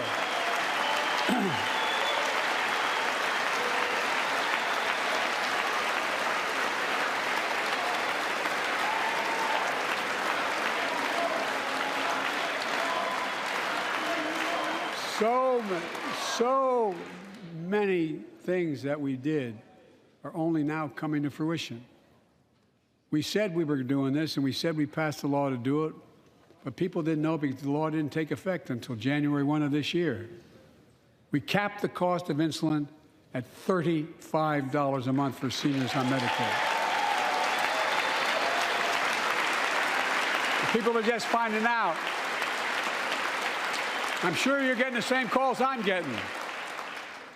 Look, there are millions of other Americans who do not or are not on Medicare, including 200,000 young people with type 1 diabetes who need this insulin to stay alive. Let's finish the job this time. Let's cap the cost of insulin for everybody at $35.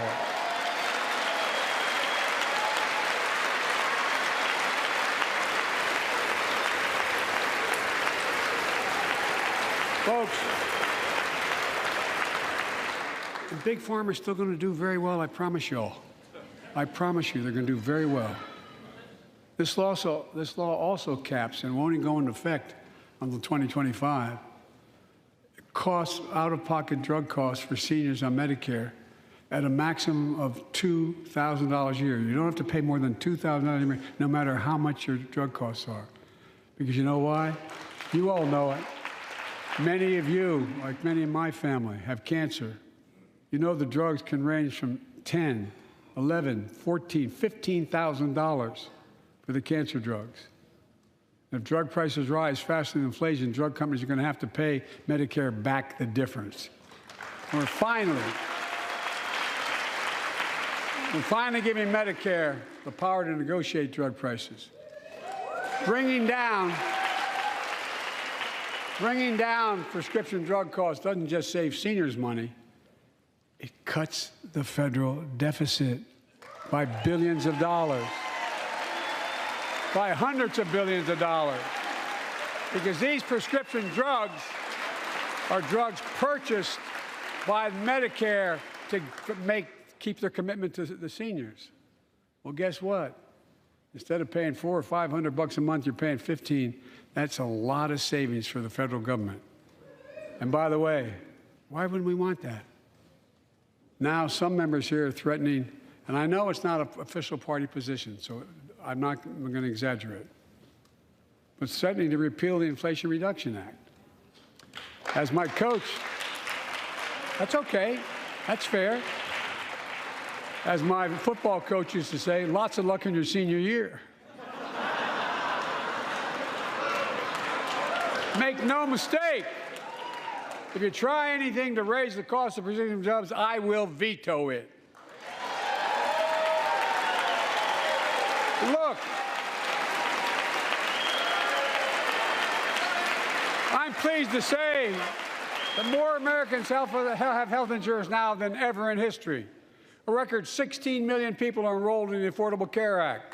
And thanks to the law I signed last year, saving millions are saving $800 a year on their premiums. And by the way, that law was written and the benefit expires in 2025. So my plea to some of you, at least in this audience, let's finish the job and make these savings permanent.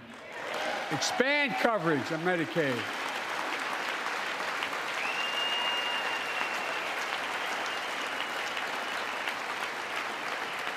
Look, the Inflation Reduction Act is also the most significant investment ever in climate change. Ever. Lowering utility bills, creating American jobs, leading the world to a clean energy future. I visited the devastating aftermath of record floods, droughts, storms, and wildfires from Arizona to New Mexico to all the way up to the Canadian border. More timber has been burned, as I've observed from helicopters, than the entire state of Missouri. And we don't have global warming? Not a problem. In addition to emergency recovery, from Puerto Rico to Florida to Idaho, we're rebuilding for the long term. New electric grids that are able to weather major storms and not prevent those forest fires. Roads and water systems withstand the next big flood. Clean energy to cut pollution and create jobs in communities often left behind. We're going to build 500,000 electric vehicle charging stations installed across the country by tens of thousands of IBEW workers. And we're helping families save more than $1,000 a year with tax credits to purchase electric vehicles and efficient appliances, energy-efficient appliances. Historic conservation efforts to be responsible stewards of our land. Let's face reality. The climate crisis doesn't care if you're in a red or blue state. It's an existential threat.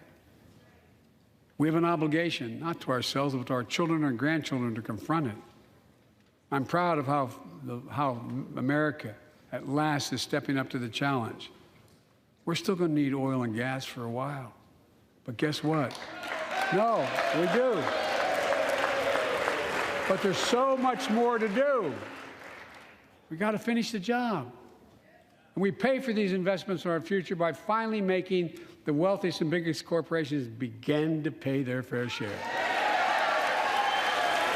Just begin.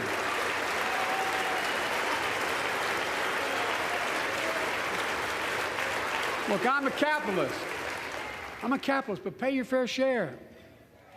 I think a lot of you at home agree with me and many people that you know. The tax system is not fair.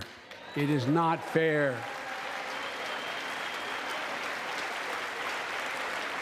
Look, the idea that in 2020, 55 of the largest corporations in America, the Fortune 500, made $40 billion in profits and paid zero in federal taxes? Zero? Folks, it's simply not fair. But now, because of the law I signed, billion-dollar companies have to pay a minimum of 15%. God love them. 15%. That's less than a nurse pays.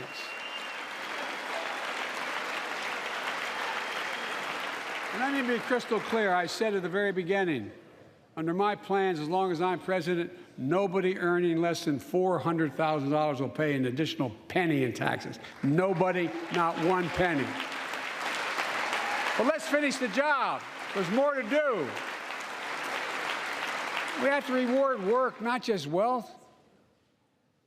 Pass my proposal for the billionaire minimum tax. You know, there's 1,000 billionaires in America. It's up from about 600 in the beginning of the term.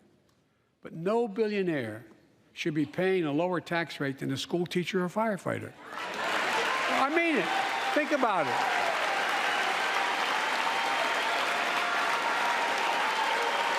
I mean, look.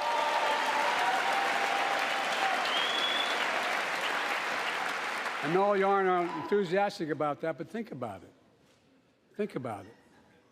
Have you noticed Big Oil just reported its profits, record profits? Last year they made $200 billion in the midst of a global energy crisis. I think it's outrageous. Why? They invested too little of that profit to increase domestic production. And when I talk to a couple of them, they say, we're afraid you're going to shut down all the oil wells and all the oil refineries anyway, so why should we invest in them? I said, we're going to need oil for at least another decade, and that's going to exceed and beyond that. We're going to need it. Production. If they had, in fact, invested in the production to keep gas prices down, instead, they used the record profits to buy back their own stock, rewarding their CEOs and shareholders. Corporations ought to do the right thing. That's why I propose we quadruple the tax on corporate stock buybacks and encourage long-term investments. They'll still make considerable profit. Let's finish the job and close the loopholes that allow very wealthy to avoid paying their taxes. Instead of cutting the number of audits for wealthy taxpayers, I just signed a law to reduce the deficit by $114 billion by cracking down on wealthy tax cheats. That's being fiscally responsible. In the last 2 years, my administration has cut the deficit by more than $1.7 trillion, the largest deficit reduction in American history. Under the previous administration, the American deficit went up 4 years in a row. Because those record deficits, no president added more to the national debt in any 4 years than my predecessor. Nearly 25% of the entire national debt that took over 200 years to accumulate was added by just one administration alone, the last one. They're the facts. Check it out. Check it out. How did Congress respond to that debt? They did the right thing. They lifted the debt ceiling 3 times without preconditions or crisis. They paid American bills to prevent an economic disaster in the country. So tonight I'm asking the Congress to follow suit. Let's commit here tonight to the full faith and credit of the United States of America will never, ever be questioned. So some of my Republican friends want to take the economy hostage. I get it, unless I agree to their economic plans. All of you at home should know what those plans are. Instead of making the wealthy pay their fair share, some Republicans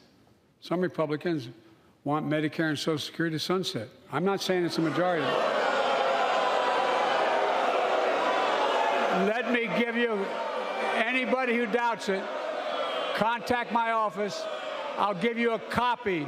I'll give you a copy of the proposal. That means Congress doesn't vote. Well, I'm glad to see you. No, I tell you, I enjoy conversion.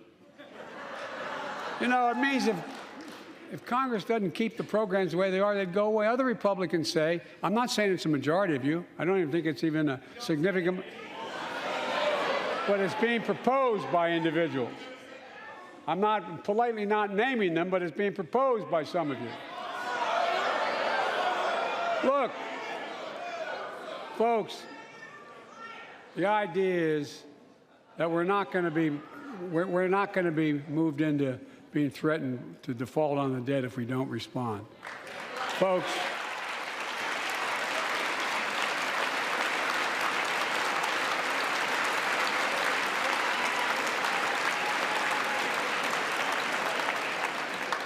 Folks, as we all apparently agree, Social Security and Medicare is off the books now, right? They're not to be started. All right. I'm ready. We got unanimity.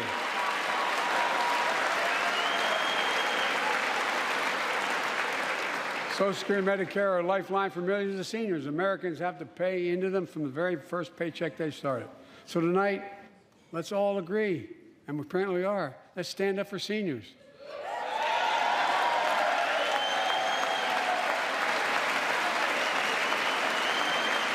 Stand up and show them. We'll not cut Social Security. We will not cut Medicare.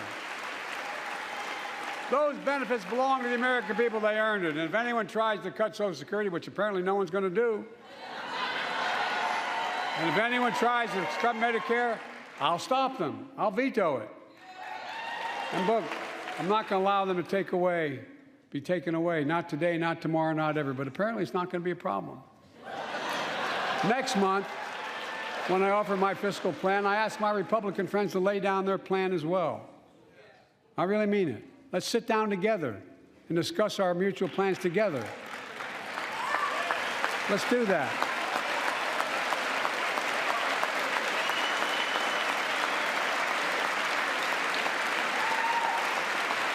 I can tell you, the plan I'm going to show you is going to cut the deficit by another $2 trillion.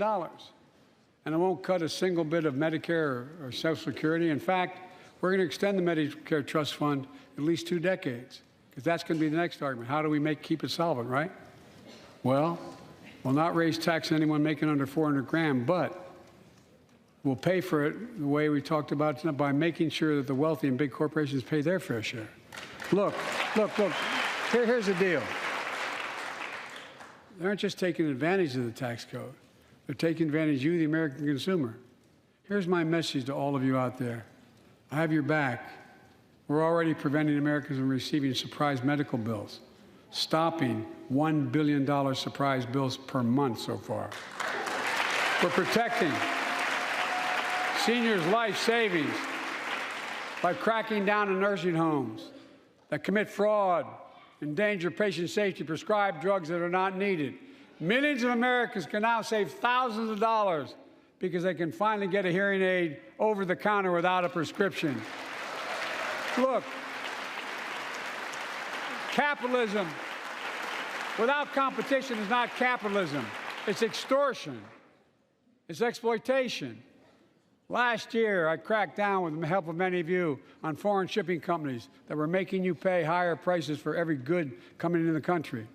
I signed a bipartisan bill that cut shipping costs by 90%, helping American farmers, businessmen, and consumers. Let's finish the job. Pass the bipartisan legislation to strengthen antitrust enforcement and prevent big online platforms from giving their own products an unfair advantage.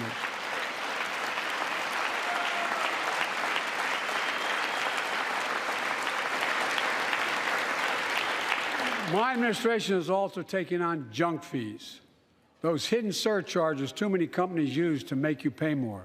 For example, we're making airlines show you the full ticket price up front, refund your money if your flight is canceled or delayed. We've reduced exorbitant bank overdrafts by saving consumers more than $1 billion a year. We're cutting credit card late fees by 75% from $30 to $8. Look, junk fees may not matter to the very wealthy, but they matter to most other folks in homes like the one I grew up in, like many of you did. They add up to hundreds of dollars a month. They make it harder for you to pay your bills or afford that family trip. I know how unfair it feels when a company overcharges you and gets away with it. Not anymore. We've written a bill to stop it all. It's called the Junk Fee Prevention Act. We're going to ban surprise resort fees that hotels charge on your bill. Those fees can cost you up to $90 a night at hotels that aren't even resorts. The idea that cable, internet, and cell phone companies can charge you $200 or more if you decide to switch to another provider. Give me a break. We can stop service fees on tickets to concerts and sporting events and make companies disclose all the fees up front. And we'll prohibit airlines from charging $50 round trip for a family just to be able to sit together. Baggage fees are bad enough. Airlines can't treat your child like a piece of baggage. Americans are tired of being. We're tired of being played for suckers. So pass the Junk Fee Prevention Act so companies stop ripping us off. For too long, workers have been getting stiffed, but not anymore. We're beginning to restore the dignity of work. For example, I should have known this, but I didn't until 2 years ago. 30 million workers have to sign non-compete agreements for the jobs they take. 30 million. So a cashier at a burger place can't walk across town and take the same job at another burger place and make a few bucks more. It just changed. But they just changed it because we exposed it. That was part of the deal, guys. Look it up. But not anymore. We're banning those agreements so companies have to compete for workers and pay them what they're worth.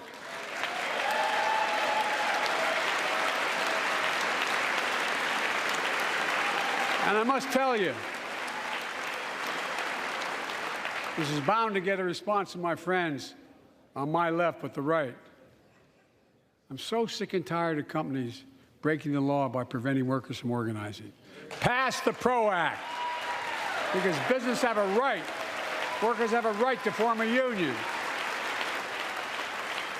And let's guarantee all workers have a living wage. Let's make sure working parents can afford to raise a family with sick days, paid family medical leave, affordable child care. That's going to enable millions of more people to go and stay at work. And let's restore the full child tax credit, which gave tens of millions of parents some breathing room and cut child poverty in half to the lowest level in history. And by the way, when we do all these things, we increase productivity. We increase economic growth. So let's finish the job and get more families access to affordable, quality housing. Let's get seniors who want to stay in their homes the care they need to do so. Let's give more breathing room to millions of family caregivers looking after their loved ones. Pass my plan so we get seniors and people with disabilities the home care and services they need. And support the workers who are doing God's work. These plans are fully paid for, and we can afford to do them. Restoring the dignity of work means making education an affordable ticket to the middle class. You know, when we made public education, 12 years of it, universal in the last century, we made the best educated, best paid, we became the best educated, best paid nation in the world. But the rest of the world's caught up. It's caught up. Jill, my wife, who teaches full time, has an expression. I hope I get it right, kid. Any nation that out-educates us is going to out-compete us. Any nation that out-educates is going to out-compete us. Folks, we all know 12 years of education is not enough to win the economic competition of the 21st century. We want to have the best educated workforce. Let's finish the job by providing access to preschool for 3 and 4 years old. Studies show that children who go to preschool are nearly 50% more likely to finish high school and go on to earn a 2 or 4 year degree, no matter their background they came from. Let's give public school teachers a raise.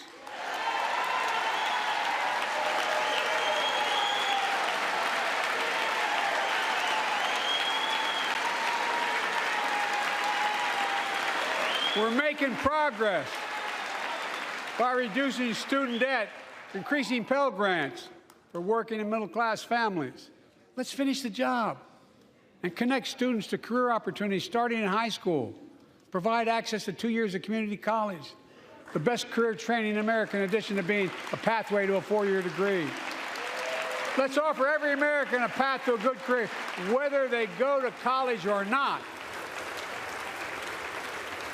And folks, in the midst of the COVID crisis, when schools were closed and we were shutting down everything, let's recognize how far we came in the fight against the pandemic itself. While the virus is not gone, thanks to the resilience of the American people and the ingenuity of medicine, we've broken the COVID grip on us. COVID deaths are down by 90%. We've saved millions of lives and opened up our country. We opened our country back up, and soon we'll end the public health emergency. But that's called a public health emergency. But we'll remember the toll and pain that's never going to go away. More than 1 million Americans lost their lives to COVID. 1 million. Families grieving, children orphaned. Empty chairs at the dining room table constantly reminding you that she used to sit there. Remembering them, we remain vigilant. We still need to monitor dozens of variants and support new vaccines and treatments. So Congress needs to fund these efforts and keep America safe. And as we emerge from this crisis stronger, we're also got to double down on prosecuting criminals who stole relief money meant to keep workers and small businesses afloat.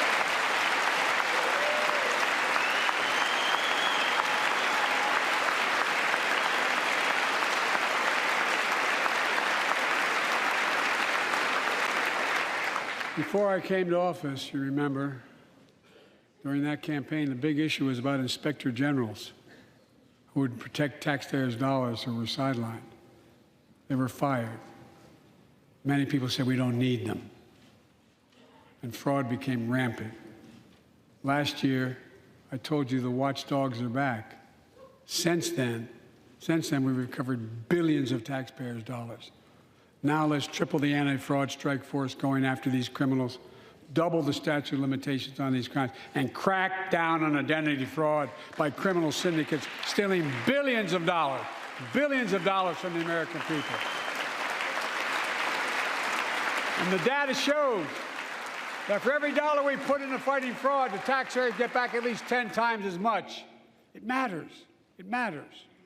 Look, COVID left its scars, like the spike in violent crime in 2020, the first year of the pandemic.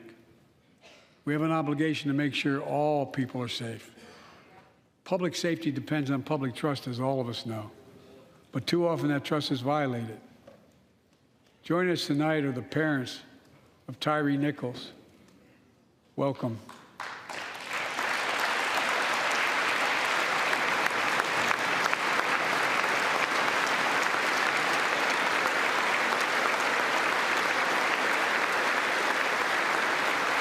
who had to bury Tyree last week. As many of you personally know, there's no words to describe the heartache or grief of losing a child. But imagine if you lost that child at the hands of the law. Imagine having to worry whether your son or daughter came home from walking down the street, or playing in the park, or just driving a car.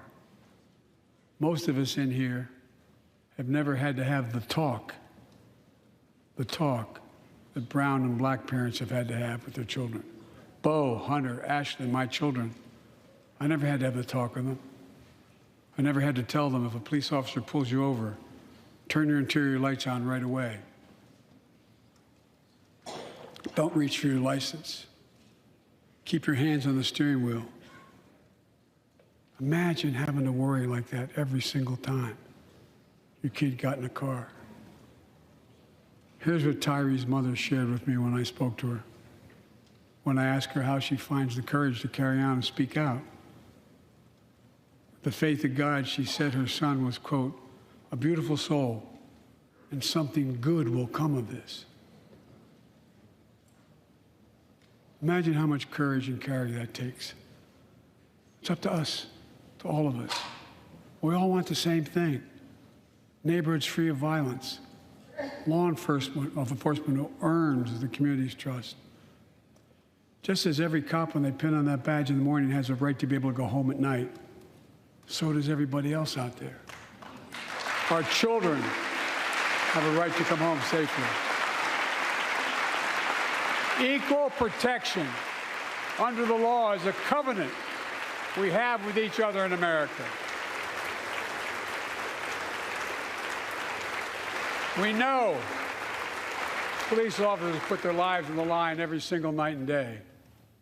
And we know we ask them in many cases to do too much, to be counselors, social workers, psychologists, responding to drug overdoses, mental health crises, and so much more. In one sense, we ask much too much of them. I know most cops and their families are good, decent, honorable people, the vast majority. But they risk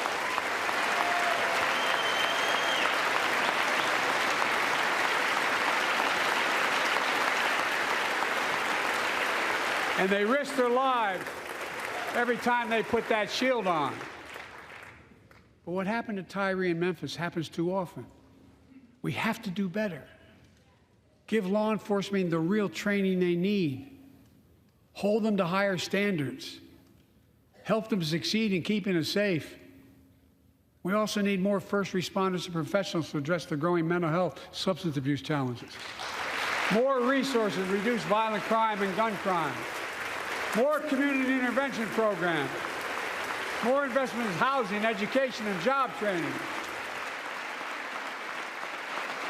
All this can help prevent violence in the first place. When police officers or police departments violate the public trust, they must be held accountable. With the support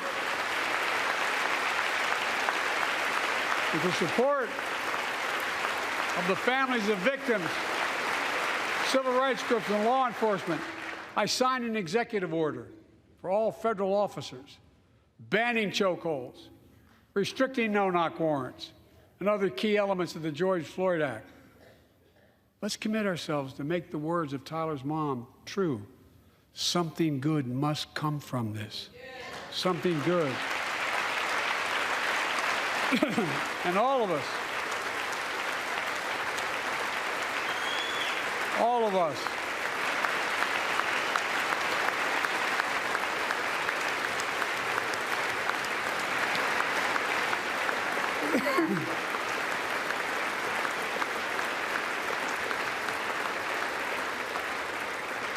folks, it's difficult, but it's simple. All of us in this chamber, we need to rise to this moment. We can't turn away. Let's do what we know in our hearts that we need to do. Let's come together to finish the job on police reform. Do something. Do something. That was the plea of parents who lost their children in Uvalde. I met with every one of them. Do something about gun violence. Thank God. Thank God we did. Passing the most sweeping gun safety law in 3 decades. That includes things like that the majority of responsible gun owners already support. Enhanced background checks for 18 to 21 years old. Red flag laws, keeping guns out of the hands of people who are a danger to themselves and others. But we know our work is not done. Joining us tonight is Brandon Say, a 26-year-old hero. Brandon put his college dreams on hold to be at his mom's side. His mom's side when she was dying from cancer. And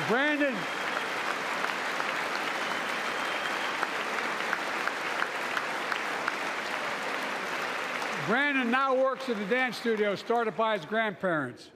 And 2 weeks ago, during the Lunar New Year celebrations, he heard the studio door close, and he saw a man standing there pointing a semi-automatic pistol at him. He thought he was going to die, but he thought about the people inside. And in that instant, he found the courage to act and wrestle the semi-automatic pistol away from the gunman who had already killed 11 people in another dance studio. 11. He saved lives. It's time we do the same. Ban assault weapons now. Ban them now. Once and for all.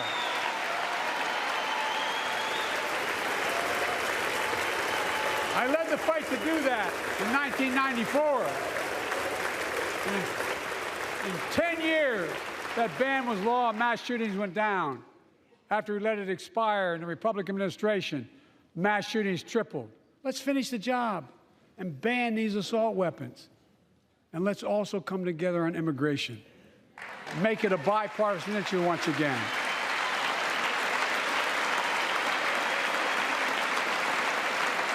We now have a record number of personnel working to secure the border, arresting 8,000 human smugglers, seizing over 23,000 pounds of fentanyl in just the last several months. We've launched a new border plan last month.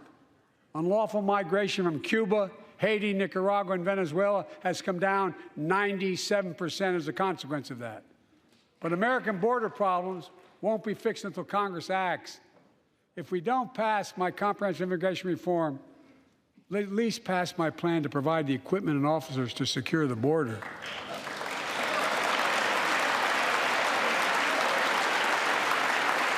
And a pathway to citizenship for dreamers, those on temporary status, farm workers, essential workers. Here in the People's House, it's our duty to protect all the people's rights and freedoms. Congress must restore the right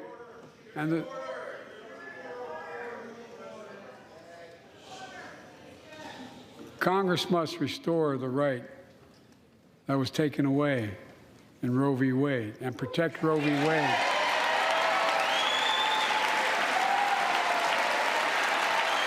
Give every woman a constitutional right. The Vice President and I are doing everything to protect access to reproductive health care and safeguard patient safety. But already more than a dozen states are enforcing extreme abortion bans. Make no mistake about it. If Congress passes a national ban, I will veto it. But let's also pass the Bipartisan Equality Act to ensure LGBTQ Americans, especially transgender young people, can live with safety and dignity. Our strength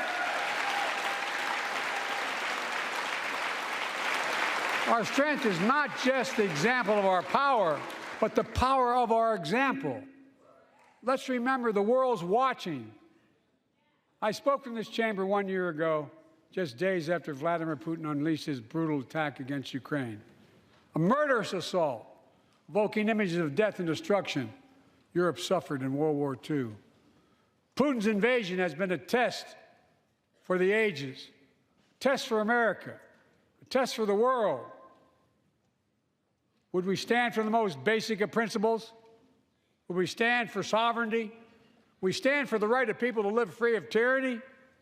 Would we stand for the defense of democracy? For such defense matters to us because it keeps peace and prevents open season on would-be aggressors and threatens our prosperity. 1 year later, we know the answer. Yes, we would, and we did. We did. And together, we did what America always does at our best. We led. We united NATO. We built a global coalition. We stood against Putin's aggression. We stood with the Ukrainian people. Tonight, we're once again joined by Ukrainian's ambassador to the United States. She represents not just her nation, but the courage of her people. Our ambassador is here, we're uniting our support of your country. Will you stand so we can all take a look at you? Thank you.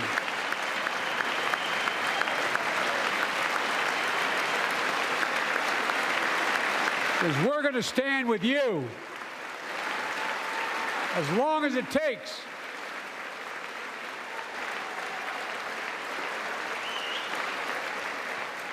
Our nation is working for more freedom, more dignity, more peace, not just in Europe, but everywhere.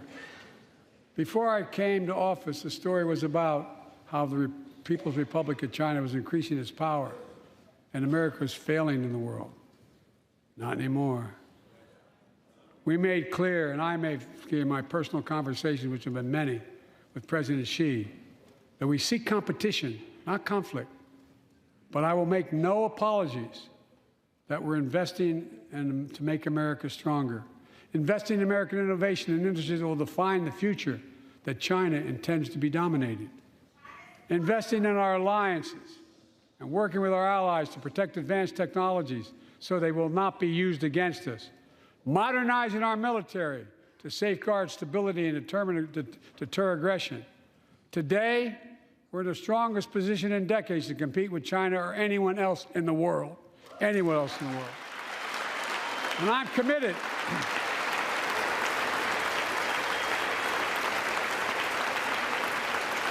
I'm committed to work with China where we can advance American interests and benefit the world. But make no mistake about it.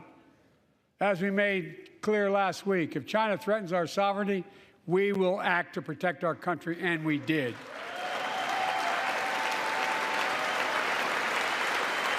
Look, let's be clear. Winning the competition should unite all of us. We face serious challenges across the world. But in the past 2 years, democracies have become stronger, not weaker. Autocracies have grown weaker, not stronger. Name me a world leader who changed places with Xi Jinping. Name me one. Name me one.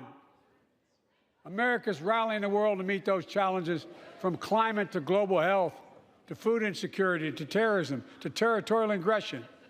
Allies are stepping up, spending more, and doing more. Look, the bridges we're forming between partners in the Pacific and those in the Atlantic, and those who bet against America are learning how wrong they are. It's never, ever been a good bet to bet against America. Never.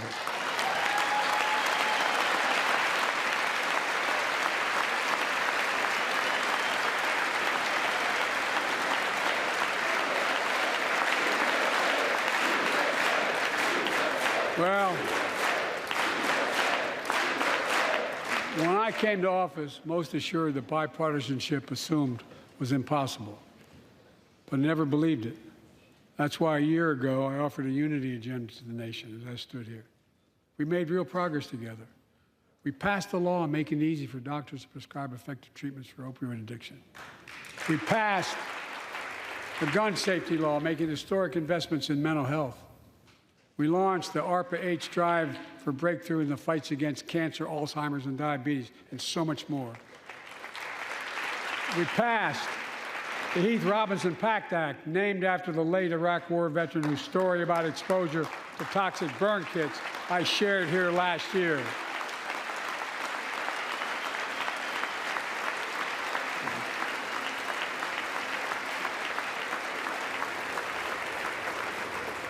I understand something about those burn pits, but there's so much more to do. We can do it together. Joining us tonight is a father named Doug from Newton, New Hampshire. He wrote Jill my wife a letter, and me as well, about his courageous daughter, Courtney. A contagious laugh, his sister's best friend, her sister's best friend. He shared the story all too familiar to millions of Americans and many of you in the audience. Courtney discovered pills in high school. It spiraled into addiction and eventually death from a fentanyl overdose. She was just 20 years old. Describing the last 8 years without her, Doug said, "There's no worse pain." Yet their family has turned pain to purpose, working to end the stigma and change laws. He told us he wants to start a journey toward American recovery. Doug, we're with you. Fentanyl is killing more than 70,000 Americans a year. Big, you got it.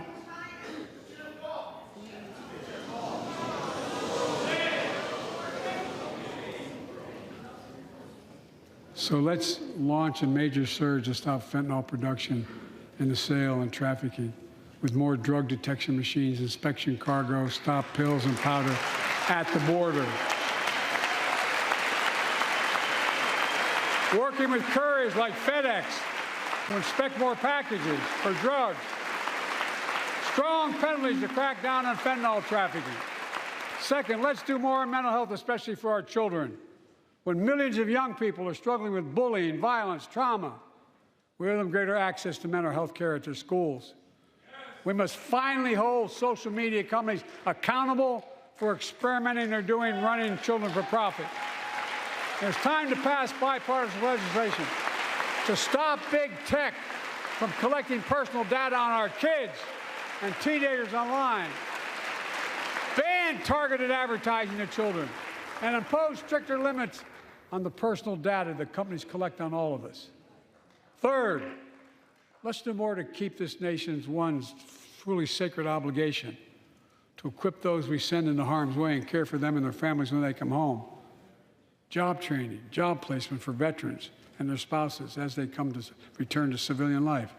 Helping veterans afford the rent, because no one should be homeless in America, especially someone who served the country.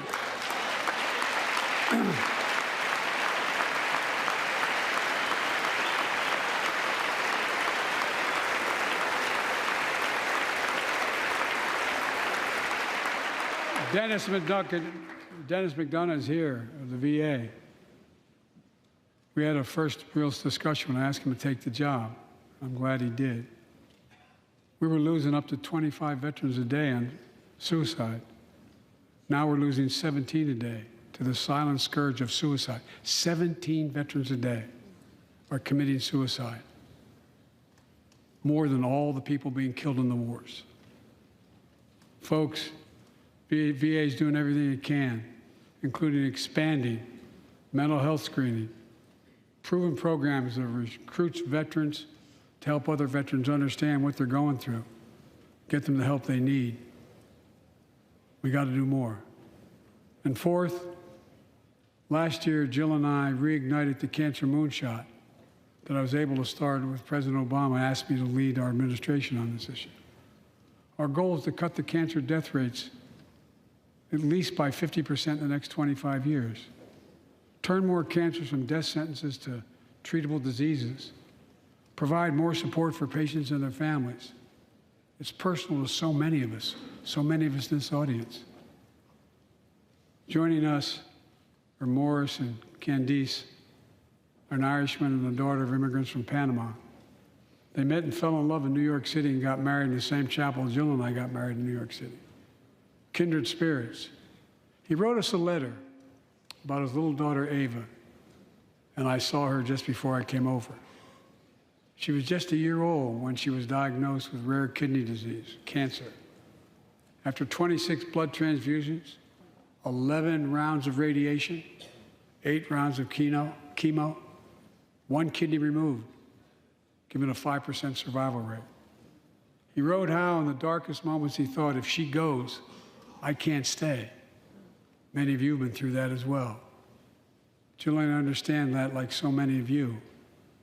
And he read Jill's book describing our family's cancer journey. and how we tried to steal moments of joy where we could with Bo. For them, that glimmer of joy was the half smile of their baby girl. It meant everything to them. They never gave up hope. Little Ava never gave up hope. She turns 4 next month. They just found out Ava's beating the odds, is on her way to being cured of cancer. And she's watching from the White House tonight, and she's not asleep already. For the lives we can save.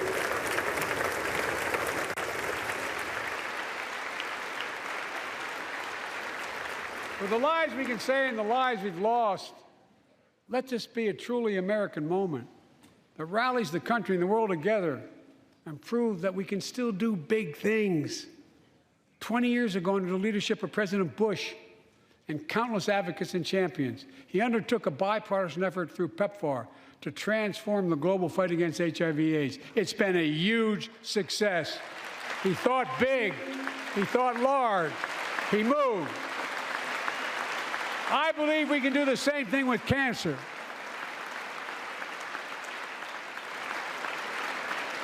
Let's end cancer as we know it.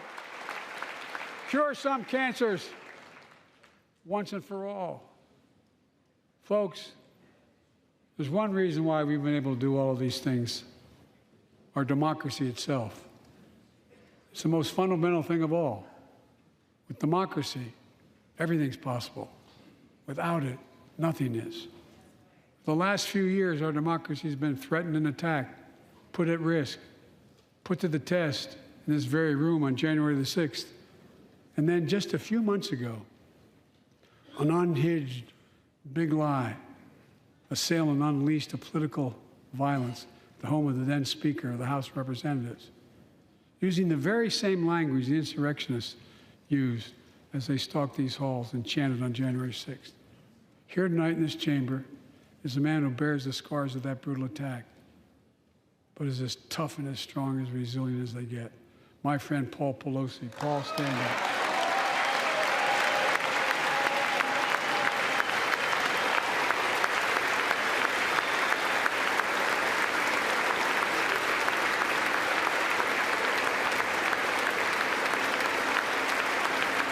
But such a heinous act should have never happened. We must all speak out.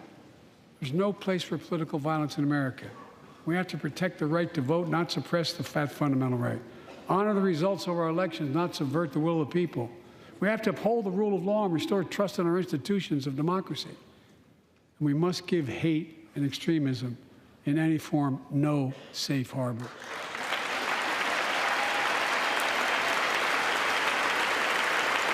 Democracy must not be a partisan issue.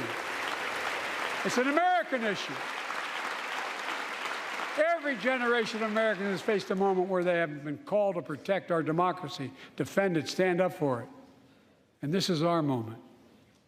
My fellow Americans, we meet tonight at an inflection point, one of those moments that only a few generations ever face, where the direction we now take is going to decide the course of this nation for decades to come.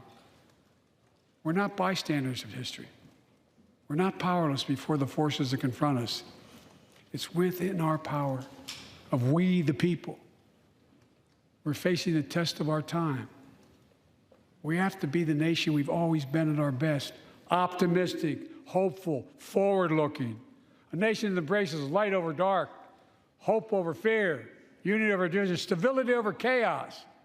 We have to see each other not as enemies, but as fellow Americans. We're good people. The only nation in the world built on an idea, the only one.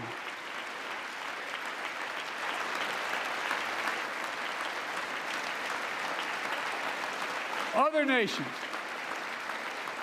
are defined by geography, ethnicity, but we're the only nation based on an idea that all of us, every one of us, is created equal in the image of God. A nation that stands as a beacon to the world. A nation in a new age of possibilities. So I've come to fulfill my constitutional obligation to report in the State of the Union. And here's my report. Because the soul of this nation is strong, because the backbone of this nation is strong, because the people of this nation are strong, the State of the Union is strong.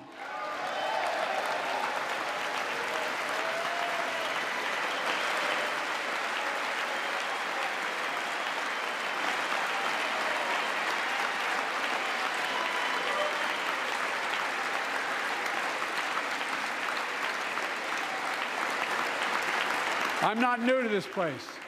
I stand here tonight having served as long as about any one of you have ever served here. But I've never been more optimistic about our future, about the future of America. We just have to remember who we are. We're the United States of America, and there's nothing beyond our capacity if we do it together. God bless you all, and may God protect our troops. Thank you.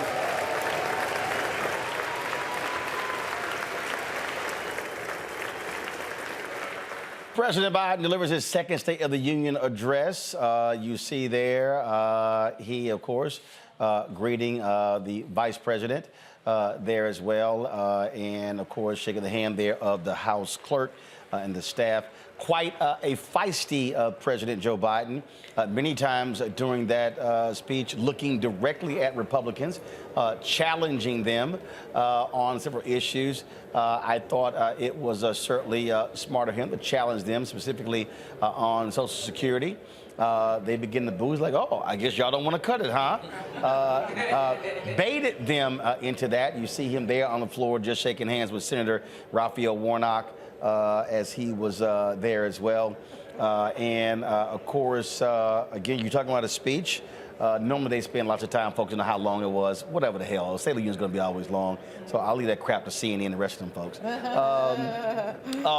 Several things, obviously, he hit on most of the speech, the first half of the speech, talking about accomplishments in terms of what he was able to do. The through line throughout the speech was, let's finish the job. That seemed to be him repeating that mantra several times over. Normally, of course, in these speeches, you always see them wanting to have the human element, recognizing folks who are there in the audience with the First Lady. You saw him doing that several times.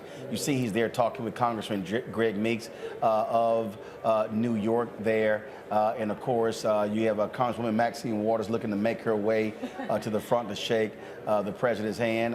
He's spending lots of time talking to folks, obviously, on his side of the aisle. Looks like most Republicans have cleared out. They couldn't wait to get out of there. And so Democrats are, of course, doing their part. He did talk about, of course, the very emotional point there with the family of Tyree Nichols, the mother and the father there. And he talked about police reform. We're going to get into that as well. Toward the end of the speech, he mentioned voting rights. It was a quick mention, nothing substantive there as well. Let's go to Melanie Campbell. Going to go to you first, National Coalition of Black Civic Participation. That has to be disappointing, Melanie, that he virtually spent no time pushing Congress to take action when it comes to voting in this country. Yeah, I thought it was a very strong speech, but that was missing. When he talked about reproductive rights, very important. And when you talk about democracy and the attack on democracy, and not mention, I do believe that was the very thing that I think that was a major miss in my book. But it was a great, strong speech, a lot of great coverage, and I liked him going straight at folks. That's like being, you got folks and looking them in the eye. And that was really important as well, that he showed he is not scared, as they say. But I think that voting rights should have been mentioned, very, very much so.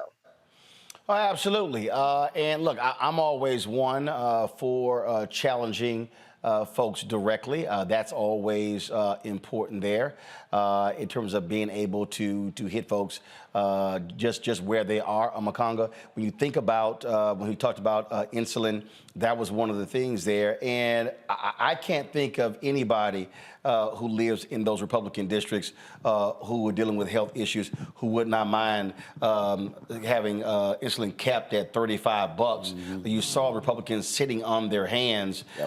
In essence, what the contrast there was the president saying, look who's with Big Pharma and look who isn't. Absolutely. And when he talks about let's get the job done, what he talked about tonight, this is what he needs to do across the country. He needs to take the message to all of Americans, especially these rural folks and Republicans, to let them know that the policies I'm putting in place are benefiting you. When he's talking about not only the insulin, but even when he talked about the infrastructure. Like these guys can't benefit from good roads and good bridges and good schools and reconstruction of that type of sort. And so if he can go with this type of message, really take it home to the people and drive it, he can actually, and like you said, he saw the Republicans who are there, they didn't stand up for any of that. So he can literally say, the people you are supporting, who are you really going to get out there and claim when it's time to vote? Because you know these guys are going to come and claim what I did anyway. Right. They're trying to get paid off the path I laid, but I'm the one who's actually making it happen. So we need to get this job done. He needs to take that across the country, him, Harris, and the whole party. Take it to the face. Recently in his speech, he said, I'll be there for the ribbon cutting ceremony. That's what they should do. Yeah. I thought one of the greatest mistakes that President Obama did was they did not take proper credit for that first bill that they signed in 2009. And they allowed the narrative to get established that it was a failed bill. They gave Republicans everything they wanted. It was filled with tax cuts, a significant number of tax cuts in it. And so, to me, smart politics is wherever there is a ribbon cutting for an infrastructure project that member of Congress voted against, he should be sending, either he should be there or the vice president should be there or a cabinet member should be there to remind folks and actually remind them who didn't vote for it and who did. That's right. And that's exactly what they're doing, actually. It doesn't get the same coverage as these tawdry, gossipy, behind closed door, in the way, insider stories, but Vice President Kamala Harris was just breaking ground on lead pipes with Secretary Michael Regan, EPA Administrator Michael Regan, rather. And we see Biden and them out there. But who do they tell? Who? That's the thing for me. Who the hell do they tell? And I mean, that's the biggest thing for me is if you're doing it, who are you telling it? How you're servicing it? How you pushing out video? How the hell are you pushing out photos? They don't do that, and so you might be there, but what they're doing is they're banking on media showing up. No, bring your own damn cameras. Well, I think the problem with the administration is they believe that they can win the war organically. They try to engage influence, they try to engage certain media, but you're up against a machine that is deliberately pushing out disinformation, misinformation. I've talked about this so many times. There's a whole organized chaos machine. It's not just the Republican Party. It's foreign operatives. It's people who get clicks off of being inflammatory and pushing a negative narratives. That's what they're up against. Okay, that's so the perfect example, motive. she was there with Michael Regan when? It was last week. Gotcha, last week. All right, so let me go to the vice president. No, here's a perfect example. So, I'm just trying to illustrate for folks so they can understand again how this works. So let's see here. Go to my iPhone. So I'm on the vice president's Twitter page. Let me slide over here to media. Let me click media. Okay, and let's go to media. Okay, so we got that. We got photos. I'm looking for last week. Let's see here. That's a day ago. Again, I'm seeing photos. Well, she does do a lot. You're seeing she does do a lot. Right. These are all different appearances. And so here we go. All right, this is 4 days ago. They make the largest investment in America's water infrastructure in history. Okay, we got a photo. She had an entire summit with different leaders. But here's my whole deal. It's a Twitter page. Where the video? Where the clips? How are you kicking those out? And then that way somebody can grab those and retweet those and push those things out. Again, if you're complaining that you're not getting the coverage, then what you do is you actually drive your own coverage for folks to actually pick it up. This is the weakness to me and this is, they keep putting out white papers. Ain't nobody reading you've been talking about this for the longest. Ain't nobody reading a 3 page white paper on what in the hell you did. You're gonna be putting out memes, graphics, video. It ain't that damn hard. They have been doing a better job of the graphics, but what they don't understand is that people don't see what you put out on your page because they're not interacting with it because their algorithms are showing them gossip and sports and a number of things. They have to pay to promote their materials. Just same way I see Il Makiage every other line. I see Procter Gamble every other line. Which means the white, which they have budgets, or you utilize the DNC, you utilize that to actually do that. Yeah. But that's part of the deal here. It is everything goes back to establishing the narrative. That's what it boils down to. I don't care who you're talking about. It's establishing the narrative. And when you allow other people to frame the narrative, they're always going to win. You have to be able to rebut that. I saw something earlier today was like one of the Biden advisors said he made a mistake by not going on Tucker Carlson's show dealing with COVID. I'm like, absolutely. Okay, damn your critics. I believe, look, I ain't afraid to go after nobody. Pick a show, I'll be there. Because again, they count on you saying no. They want you to say no. When you say yes, it's like, oh, damn, now I'm going to actually talk to them. Because they're coming here. And that's what they actually don't do. Hold tight 1 second. We're going to continue our conversation about President Joe Biden's State of the Union address. Reddit Hudson, we're going to be talking with him about his thoughts of what he had to say about police reform. I got something to say. White House, y'all ain't going to like it. But tough, it needs to be said about what he said about police reform in his speech. We'll talk about that and more as you're watching the Black Star Network's exclusive coverage on President Joe Biden's State of the Union address. Ain't nobody else in black media having this conversation right now. They probably show some sitcoms on other networks. And, of course, those other black websites, they probably talk about gossip, as you were talking about. That ain't what we do. And so we're having the real conversation, keeping you informed about what's going on. You're watching the Black Star Network. We'll be back in a moment.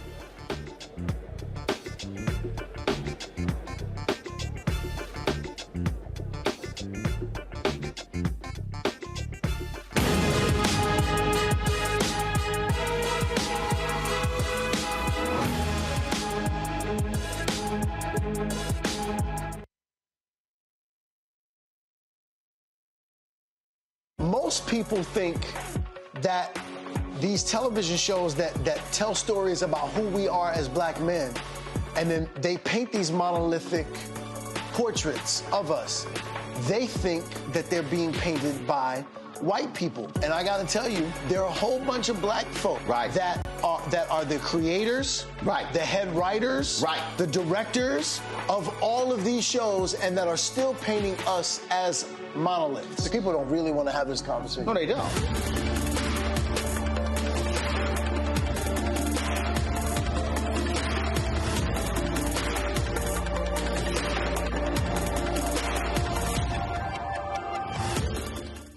When you talk about blackness and what happens in black culture, we're about covering these things that matter to us, speaking to our issues and concerns. This is a genuine people-powered movement. There's a lot of stuff that we're not getting. You get it, and you spread the word. We wish to plead our own cause. Too long have others spoken for us. We cannot tell our own story if we can't pay for it. This is about covering us. Invest in black-owned media. Your dollars matter. We don't have to keep asking them to cover our stuff. So please support us in what we do, folks. We want to hit 2,000 people, $50 this month, raise $100,000. We're behind 100,000, so we want to hit that. Y'all money makes this possible. Check some money orders. Go to P.O. Box 57196, Washington, D.C. 20037-0196.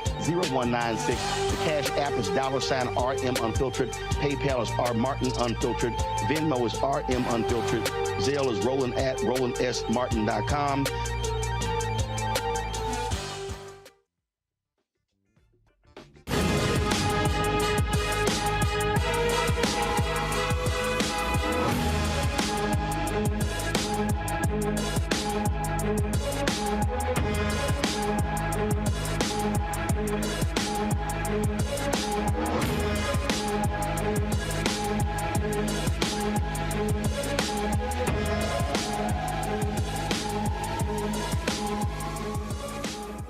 All right, y'all, welcome to the after party. That's how we do it here. Of course, the blackest show out here. You will not see this many black people at one time on, hell, you ain't gonna see all the networks combined have this many black people talking about President Biden's State of the Union address.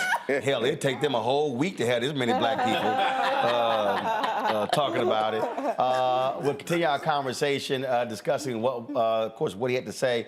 Dean, I'm going to go to you. I thought one of the worst moments for the Republicans tonight, when the president says, I'm going to order all construction materials on infrastructure projects to be made in America, they all sit their ass down. I'm like, okay, now damn, I get, okay, Republicans and Democrats, but how the hell you don't stand up on that one? Right, but Roland, you've been in town long enough, you know that. Hold up, my phone. Pardon. You've been in town long enough. You know the political dance that's played. So yes, Republicans typically stand and clap for anything USA made in America. This was being pitched by Biden, so there's a jaundiced skepticism to it. But we know how this. We know. I get the game. You know what I mean? But you can't say. You can't always yell "Made in America." Right. No, I agree. And not at least on that one. Right. Go. But for us you to know sit, what? for us to sit here in this room of lovely black people, and you're right, you will not find this many black people on any post SOTU conversation. But for us to pretend that it is that does not happen. It does happen, and and so Republicans aren't going to stand. I'm not saying it's right. But if a Republican president this said, is the political theater that we I get that. But the Republican president said, I'm going to require all items to be bought in America. I'm like, damn good thing. I mean, how could that be a bad thing? I mean, are we so controlled by theater that? But Democrats are controlled by theater as well, and I will not sit. I won't practice selective outrage. They should have clapped on pro-America, Made in America. But what is that to oppose when you talk about buying in America? That's like buy black, a bunch of black people. What is there to oppose? There's nothing to oppose. I think that one of the issues. Why do you think that they didn't applaud? Because it is political theater, and it is what happened. So I'm not going. And so for me to sit and to pretend that there's some sort of the anti-American theme, I'm not saying it's an anti-American thing. What I'm saying is because Biden said it. No, here's the whole deal. Here's the whole point. If you're gonna stand up as the chamber when he talks about Tyree Nichols, they sit up on that. What I'm saying is there are always moments in a State of the Union where everybody stands up. I'm just saying, if you're gonna talk, if you have this infrastructure bill that was, 1 point whatever trillion dollars, okay, and you're saying we want to buy all the construction materials in America, to me, that's a freebie. I don't think any conservative commentator, any Republican voter is going to say, you know what, you shouldn't have stood your ass up on that one. I just don't think. I get that's a laudable point. They should have stood. Absolutely. I think one of the things that I make a couple points.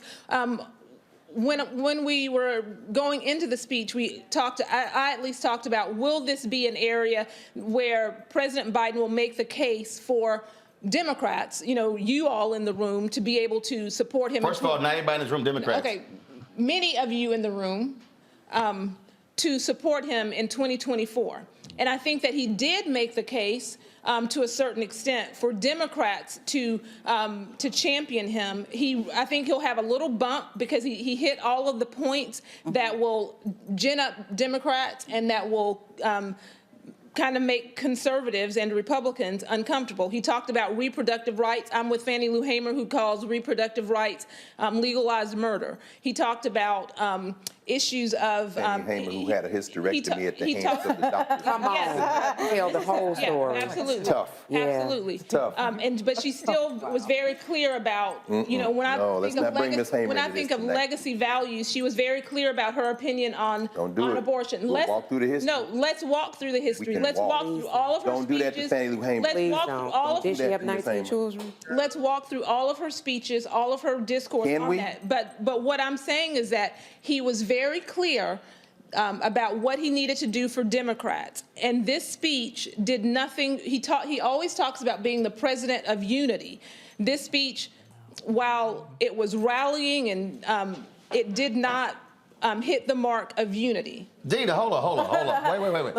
Wait, hold up. I'm gonna do this here. Hold up. That ain't true. Yeah. I mean, What specifically? No. What's not true? Okay, first of all, I'm about to walk it down. Okay. But I think Greg wants to respond. No, I don't really You have. sure? I mean, Okay. This is a white nationalist party. Let me be, no. I'm not going to engage in a rhetorical back and forth. The reason they didn't stand up is because at that point, by that time of the speech, Biden had walked them up and down, and they had stood up a couple of times. He drove them into a ditch. Right. You see, I disagree with you. he was speaking. Well, no. Let's be very clear about this. First of all, this speech was a campaign speech. It was a campaign speech. Like every State of the Union, but now we're in it, and he ended It was a with. campaign speech because you have a president who 68% of his party does not want him to run again. Let's be very.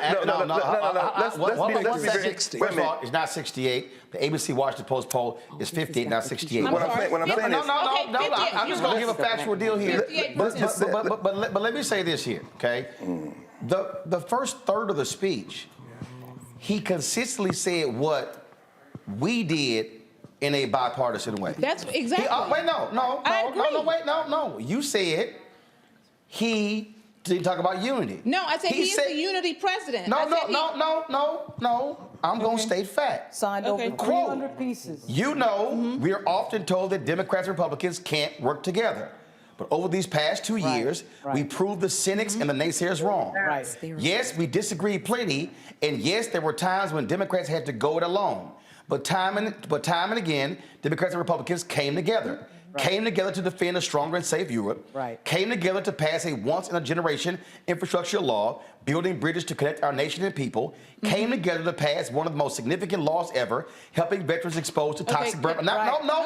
Hold up, no. Okay. Because if you're going to say he didn't offer a unity message, I'm going to respond with what he actually said. He said, in fact, I signed over 300 bipartisan laws since becoming president, from reauthorizing the Violence Against Women Act to the Electoral Count Reform Act to the Respect for Marriage Act that protects the right to marry persons you love.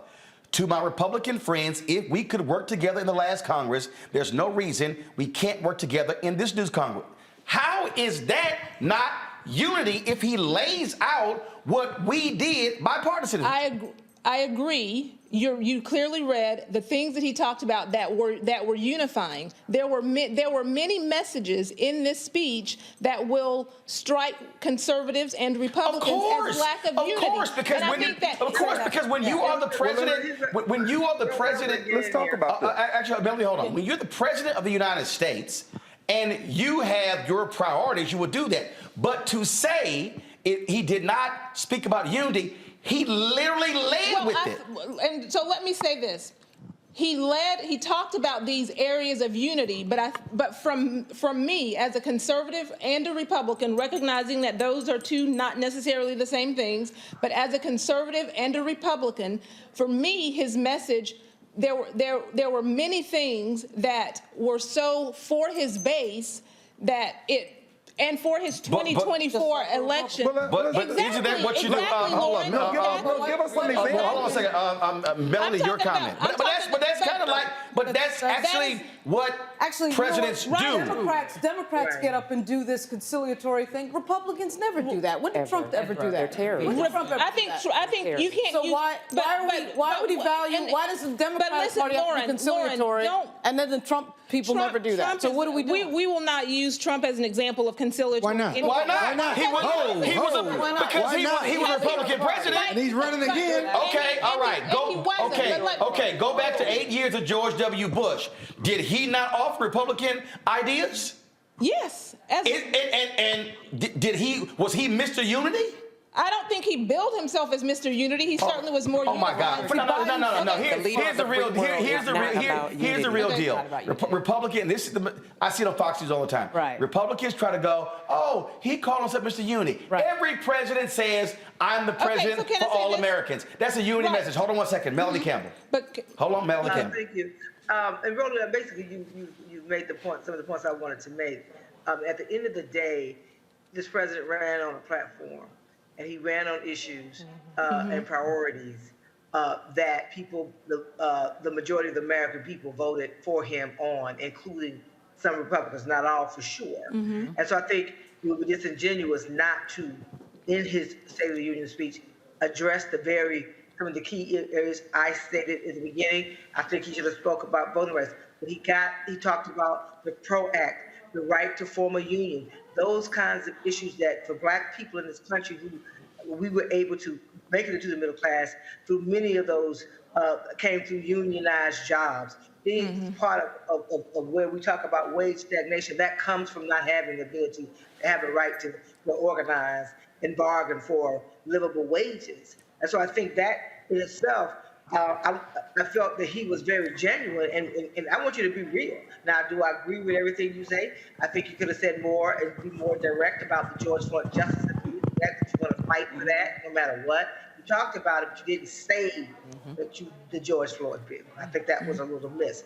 But I think it's very important that everything that I got as I sat here and watched along with all of you is that my phone was people, all the kinds of things, and people were like, the speech was strong because he just showed us who Joe Biden is. That's exactly it was like, go Joe. That's show us you got some back.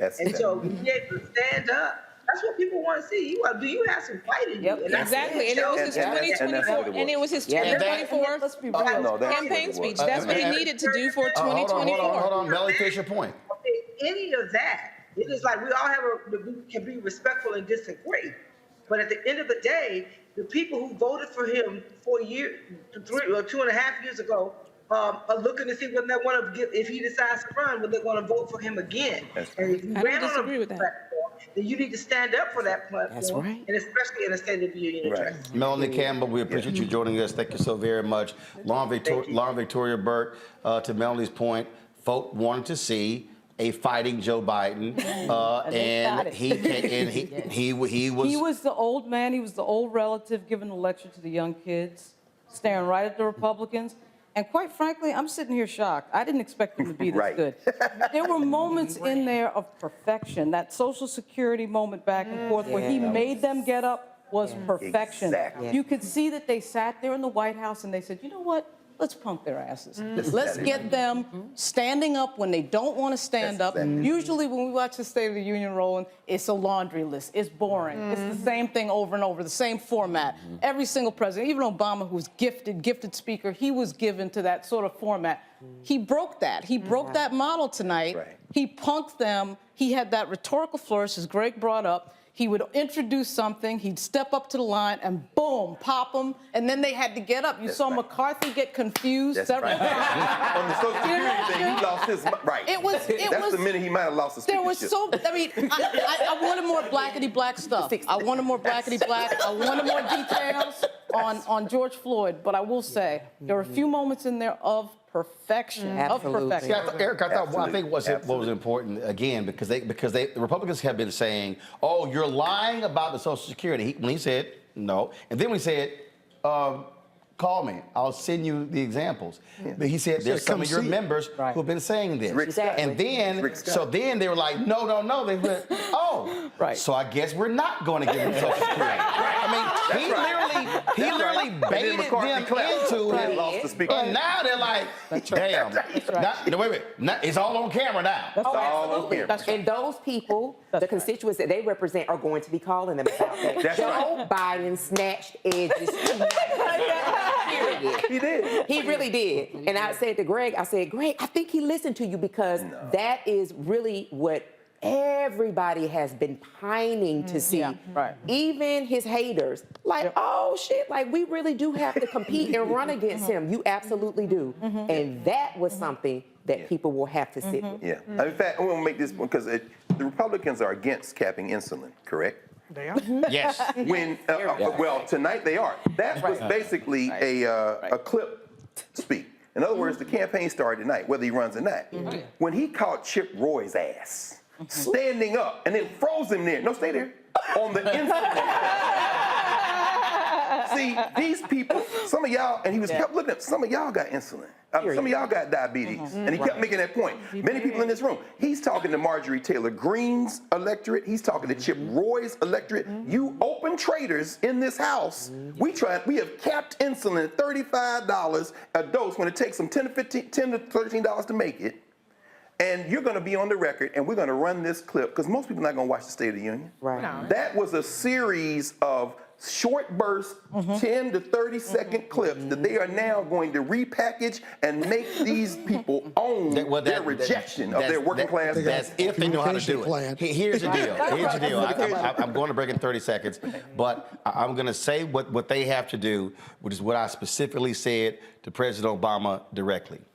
Do not, if you talk about the point about insulin, don't go to some damn suburb in Ohio or Virginia. That's right. What Joe Biden needs to do, and what President Biden and Vice President Harris need to do, go to the brokest, sickest, whitest, highest diabetes county in a red state, and tell them y'all are spending $500 a month for insulin, and I'm trying to cap it at 35, and your senator and your congressman is with Big Pharma. Who should you support? No question. They have. You have to go to the belly of the beast, and the data is there. Hold on one second. Hold on one second. I'm going to a break. We're going to pick it up when we come back. We're also going to talk about police reform and some of the other issues. President Joe Biden's State of the Union speech tonight before Congress. We'll be back on Black Star Network in a moment. Man.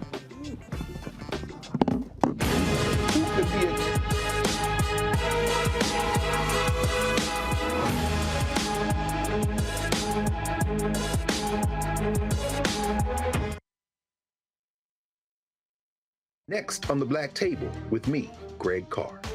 An hour of living history with Dr. Richard Mariba Kelsey, thinker, builder, author, and one of the most important and impactful elders in the African American community. He reflects on his full and rich life and shares his incomparable wisdom about our past, present, and future. African genius is saying that my uncle was a genius, my brother was a genius, my neighbor was a genius. I think we ought to drill that in ourselves and move ahead rather than believing that I got it. That's next on the Black Table, here on the Black Star Network. Next on Get Wealthy with me, Deborah Owens, America's Wealth Coach. Listen to this. Women of color are starting 90% of the businesses in this country. That's the good news.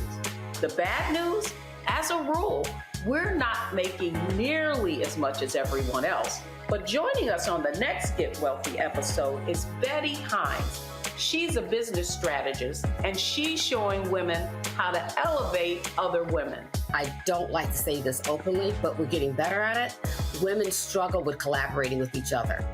And for that reason, one of the things that I demonstrate in the sessions that I have is that you can go further together if you collaborate. That's right here on Get Wealthy, only on Black Star Network.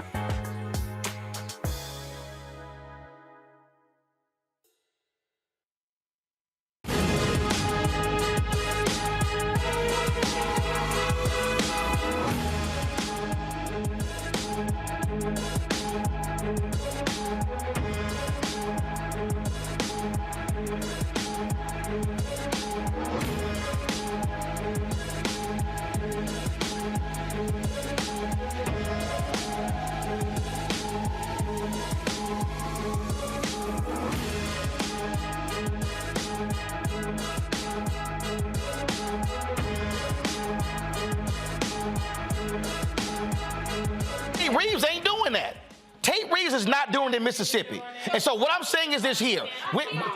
No. What I'm saying is this here. When I listen to Republicans talk about being pro-life, what I want to know is where their pro-life stances when it comes to Head Start. Where their pro-life stances when it comes to prenatal care. Where their pro-life stances when you have black women who have a high rate of dying in childbirth. Where are your pro-life policies when it comes to infant mortality? What I'm saying is when you are a Republican in the state of Mississippi and you push a law and the Supreme Court overturns Roe v. Wade and you are ill-prepared to handle the 5,000 new babies, maybe because the money that you could care for the poor went to Brett Favre.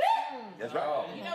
And all I want to see is the governor of Mississippi, who's opposing Medicaid expansion, seeing rural hospitals shut down in his state, and you got white women and black women who are dying, and Republicans control the legislature. They control the governor's mansion, so don't tell me they are pro-life when they are unwilling to accept Medicaid expansion, but then they say we don't want to accept federal money from the federal government when they send $1 to the federal government and they get $4 back. When you look at this concept, what you're saying to me right now is that because you believe that Republicans are not supporting pro-living, I disagree. I look at the Republican support for community health centers. I look at the Republicans trying Where? Everywhere, Roland. South Carolina, South Carolina, North Carolina, Tennessee, Georgia, Arkansas, Texas, Mississippi, Alabama. Exactly. They all are against Medicaid expansion and rural hospitals. Roland, Are you telling me rural hospitals? Are you literally telling me that rural hospitals in Mississippi, Alabama, Texas, Arkansas, Tennessee, Georgia, North Carolina, South Carolina are not shutting down? Are you actually telling me that? I am not telling you that. But so what therefore, I am saying, if they're shutting down, how then are the people able to get care? How? Roland, what I am saying is that there are, when we talk about aborting babies, so you're saying to me that because we support life, actually giving babies the opportunity to live. I'm confused. Baby born. I'm so confused. No. First of all, hold up. You're confused because you think I'm saying something that I'm not. Well, tell me what you're saying. What I'm telling you, I'm being very clear. You cannot say you are pro-life when you vote against prenatal care for the mother. You cannot say you are pro-life when you vote against Head Start. Right. You cannot say you are pro-life when you do not want to expand Medicaid to keep hospitals open. You cannot say you are pro-life when you have OBGYNs who are not available in your state. You cannot say you are pro-life when you have black women who are dying at a higher rate during childbirth and you do nothing public policy-wise to fix it. You cannot say you are pro-life if you allow infant mortality rates to be sky high in areas where there are black and brown people. What that tells me is you are anti-abortion. You are not pro-life. Right. Because if you are pro-life, you care about the child in the womb and when the child is out. And if you are pro-life, you are standing there with black folks when their kids are killed by cops. You are not silent. So if you are pro-life, be pro-life from the womb to the tomb, but not just in the womb. Okay, and so Roland, what I say is that I am pro-life. No, you are. No, but not Governor Tate Reeves, not Governor Lee of Tennessee, not the Republican legislature in North Carolina, not Governor Sarah Huckabee Sanders, not Governor Kemp in Georgia. No, here's the deal, though. Okay, you let me ask you this. But show me where your Republican politicians are pro-life in their policies. Let me ask you this. You know what I am? I'm pro-black, and I'm going to call out anybody who call themselves pro-life, but their policies are not. And I am pro-life. Let me ask you this. Are you? Call your party. Okay, let me ask you this. Call your party. Roland, can I ask you this? Call your party. Okay, let me ask you this. Call your party.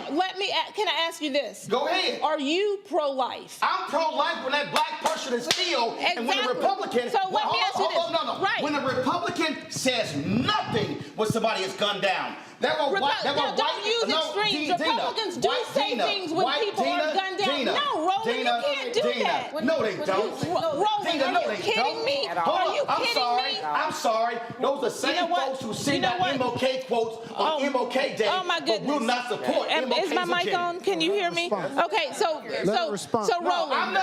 No, Roland. You can try this all you want to, Tina, but you know the record is clear. Oh my goodness. Your party refuses to accept Affordable Care Act. Can I ask a couple? Come on, we're going to talk about the State of the Union, I suppose, but can I ask a couple questions about? And every single one of those Republicans stood up for Tyree Nichols' family? I don't know. And tell me how many I don't know of them how this will is dialogue. vote for police reform? I don't know how this is dialogue. No, Dina. Okay, Dina, so no. Uvalde? Okay, can I mean, when we got a massive shooting, I don't hear any Republicans talking about any gun. You know, they're wearing their guns on their lapels. Dina, is that pro-life? Is that pro-life? I think that is pro-2A, but let me. I'm sorry, what's that? Kevin McCarthy clearly was sick. What I want to, what I want to say, no one's. I have a chance. First of all, I want to have a conversation about if Republicans are not. Roland, you haven't given me a chance. Are we gonna have a conversation? Oh my goodness! If this is actually going to give me a chance to speak, then I will speak. You can ask me about being pro-life, about being pro-choice. Oh my goodness! What I know is fact. Oh my goodness! As a native Texan, what I see from Governor Greg Abbott, Lieutenant Governor Dan Patrick, the Republican legislature, what I see are folks who are pushing anti-abortion bills, not pro-life bills. Because if you telling me you pro-life, you better be pro-life in a whole bunch of areas beyond a woman's use. That's the point. That's the point. And when you look at, I'm sorry, go ahead. Exactly. They're not pro-life, they're pro-controlling women. That's what it comes Yeah, okay, right. Or forced birth. I was at HHS when the Affordable Care Act was passed. I worked on implementation. Medicaid expansion was up, and no Republican would expand it. Here we are in 2023. That was 2010. Right. 13 years have gone by. Republicans have consistently voted to expand support for community health. This is Roland. No. I'm coming back to you. Oh my goodness. I want her to finish. Okay. Because she actually worked there. Okay. Finish your point. Since you worked there. Hold on, Bill. Finish your point. I don't understand how this. I'm going to let the person who worked there tell us what happened when she worked there. I worked in governmental affairs with the governors. There was full resistance from Republican governors to expand Medicaid. And to your point earlier, they actually got money from us to expand health services in primarily red states. They wouldn't take it because they didn't want to be known as taking money from President Barack Obama. Right. So if you can say, you're going to say you're pro-life, but you're going to let your community health centers fall, you're going to let women die, forcing them to give birth. Drugs are going up, and you just didn't care. Now they tried to make it a partisan issue, but it was about health care. And to your point earlier, the Affordable Care Act actually did benefit half those people in that audience. Right. And Republicans have consistently. It helped primarily black people get access to health care. Okay, Bill and Dina. Bill and Dina. Okay. You're going to talk, Dina. Dina, you're going to talk. But Bill's going to talk. But they went further. The act also said the states, will set up exchanges so that people can buy health care. A Republican idea that people are supposed to buy their own. Massachusetts by Republican governors, correct. They refused to set up the exchanges. Yes. So the exchanges had to be set up by you. Yes, which was also difficult, as you all may remember, but we recovered. And then the issue was, it was considered, what was the word that they would say? Like, it was weird. It wasn't, it wasn't real healthcare. It was fake plans. And they did that with red states and states out west with many Latinos who needed healthcare as well. And it was very interesting how up here in the Northeast, we all had healthcare. We had really good plans to choose from. When you went south, you didn't. Exactly. And our people continue to suffer. Republican governors just turned away. And we tried our best to make sure we got people enrolled in health insurance. And this is one of the points Biden mentioned tonight in his speech. He did. Republicans have consistently been in support of expanding support to community health centers. So you're saying that when you were at HHS, absolutely not. When Barack Obama was president, they wouldn't do anything Barack Obama wanted to do. Are you kidding? Republicans. So legislation to support community health centers was. That was a key part of the act. Okay, well. A key part of the act were the community health centers, and I was at the Department of Labor at the time, and a key component was to train people for those health centers, and including training people. This was in the law. Okay. We worked on this. I'm confused. Let me just say this. I'm confused. I'm confused. Go ahead. I'm sorry. I'm confused to have two people that were there. They were there. And you saying that ain't true. I am as well. I'm confused as well. Last point. So, to your question about, or your statement about Republicans caring. So when we left, when Obama left office, when our administration left, there were many people in our departments that were specifically designed to implement the Affordable Care Act. They all had to get removed. They all moved to different offices. And Many of my friends, people who are career, This is when Trump came in. When Trump came in, yes, sorry, thank you, I did not make that point. When Trump came in, we don't need to continue that work. And remember, they stopped even advertising, signing up for the Affordable Care Act. Yes, it was very low key, and my former colleagues and friends, they were miserable because they couldn't actually do the work that they were So now, brought so in. now I'm trying to understand. If So it's if led by they're him, telling you they turned the money down for Medicaid expansion, they turned the money down for community health centers, what are you talking about that GOP supports it? I'm talking Is it in utopia? No, I'm talking about very specifically, and this is what, like, I don't want to speak to things that you clearly worked there and you have an expertise and a knowledge that I don't have. But what I will say is that what I want to understand, and we will post this because we're Black Press as well. So at bpalivewire.com, I respect you, and you clearly you've worked there. But what I want to understand is, when Republicans made these overtures to not accept this money, I want to understand, because we always have areas where you accept it and something else. Like, we want to make sure that there's a standalone, that Republicans can support community health centers without the stipulations. And I don't so all of these, I don't know. So all these years that I have been even as I sit and meet with legislators and they talk about the 13,000 community health centers that are championed, instead of organizations like Planned Parenthood give the money to community health centers. So if I have been Planned Parenthood is not. Planned Parenthood is a community health center. Planned Parenthood is a community service they provide, but they do health screenings. They do. But the greatest proportion. No, wait a minute, Roland. You're gonna have to Roland. But you had okay. Hold up. You okay, Dominic? Now let's be real clear.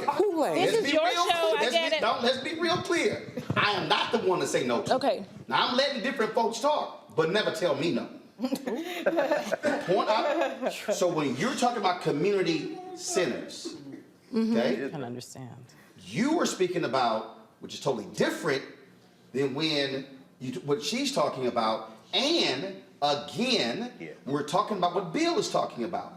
The resources that were in there. When you say, oh, we don't want stipulations, that's the whole point. So what you're trying to say is, oh, just give us that little piece we want right there and nothing else. But here's the reality. That ain't how Congress operates. The reality is, this is not the unrestricted funds of COVID, like Biden talked about. This is looking at the health of the people in that state holistically and universally, and not just what y'all like. Dina, let's get real. The Republican Party was against the Affordable Care Act. Period. Well, of course. We want to play these No, I'm not going to say that. Did I ever say that they were not? And we saw tonight, they are against lowering prescription drugs. I never said that the Republicans. That's where we were. About pro-life, choice, and pro-life and pro-health. I mean, how is that pro-life? But let's deal with this here. Back to about tonight. Again, explain to me. I still want to know. Why is the Republican Party against lowering prescription drugs? I don't think that the Republican Party is against lowering prescription. I think that the question is, how are we going to pay for it? Right. But this is a great point. Again, this is the great point. Greg, I'm just going to say this real quick. He was speaking there tonight, but he's really putting in the clips for the war over the next 24 months. Let me be very specific. Right.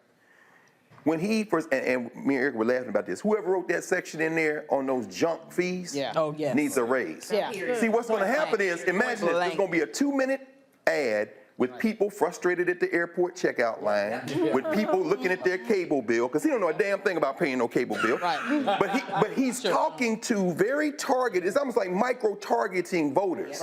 He didn't spend a lot of time on the culture wars, abortion and all that, because that's not going to poll well. But what he seeded in there, the class warfare he snuck in there, when it comes to quadrupling the taxes on the stock buybacks, was for a commercial on rising gas prices. Because they're going to say somebody at the pump, somebody mighty word, and then Joe Biden's voice going to come in and say that I am going to tax the people who he's giving. $200 billion in profits. Exactly. Last year alone. He's making commercials. Finally, I'll end with this, because it was a speech, but most people don't watch this. When they're not into policy like this, they're going to watch the commercials that come out over the next 12 months. Right. I'll end with this. I think it's very important. The dignity of work. He kept coming back with that. Right. Who he's talking to is the people who are going to vote. The reason that he's not trying to expand the base now, because Joe Biden and his advisors know very clearly that most people in this country have checked out. They are micro-targeting to win primaries, to win the general election. And guess what? He did not say a word about how he's going to pay for it in terms of dollars. No, he did. Right. No, but he did. But I'm saying, go ahead. But he did. Explain that, because I was about to say. Wait. I'm going to but break. let the economist tell it. I'm going to break. We come back. Bill, you're going to explain that part about how he said he's going to pay for it. I know that Cliff Albright, Reddit Hudson, Tiffany Lofton, we got them on as well. We're going to talk about, again, the police reform aspect of it, the most emotional moment of the night when we introduced Tyree Nichols' family. So a lot more to cover it. I told y'all, Jake Tapper can't do this. No. Rachel Maddow them, they ain't having this conversation. And so this the conversation that we all had growing up in black families where we kept it real and we kept it honest. But here's the deal, because my grandparents taught me, bring your ass to the conversation, start lying, you're gonna get eaten up. So they told us, don't come in here selling wolf tickets because it ain't gonna play. So we gonna keep having this debate. I gotta go to a break. We gotta pay some bills, girl. But it's called paying some bills. Your mom, an executive producer, she know how this works. You gotta pay some bills. So think about that pound cake. You're watching Roland Martin Unfiltered. It's special. State of the Union post coverage. Back in a moment.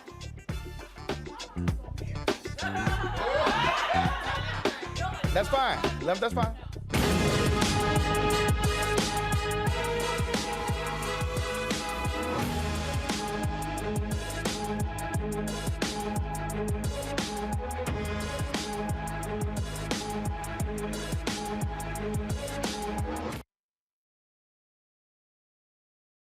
Hatred on the streets, a horrific scene, a white nationalist rally that descended into deadly violence. White people are losing their damn minds. As an angry pro-Trump mob storms the U.S. Capitol, we've seen We're about to see the rise of what I call white minority resistance. We have seen white folks in this country who simply cannot tolerate black folks voting. I think what we're seeing is the inevitable result of violent denial. This is part of American history. Every time that people of color have made progress, whether real or symbolic, there has been what Carol Anderson at Emory University calls white rage as a backlash. This is the rise of the Proud Boys and the Boogaloo Boys. America, there's going to be more of this. Here's all the Proud Boys, guys. This country is getting increasingly racist in its behaviors and its attitudes because of the fear of white people. The fear that they're taking our jobs, they're taking our resources, they're taking our women. This is white fear.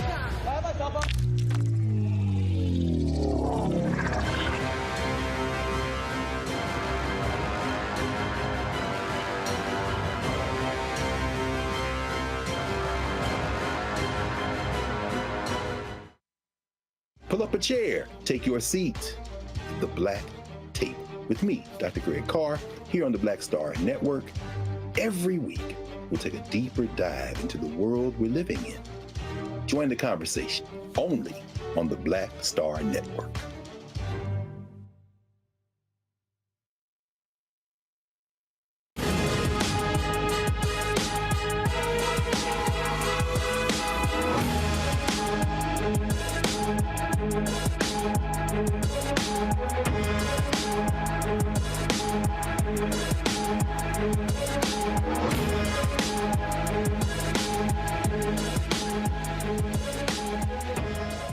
We're back with our post, State of the Union coverage on the Black Star Network. Bill, you want to make a point about what Biden's talked about in his speech economically, how he was going to pay for things. Go.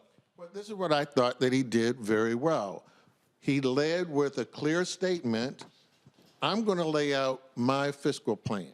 And he said, by the way, it's going to reduce the deficit. That's right. So he's telling you up front I'm paying for what I'm going to propose. I am going to reduce the deficit. This is very important for the current craziness we have over the debt ceiling, which is different than the deficit.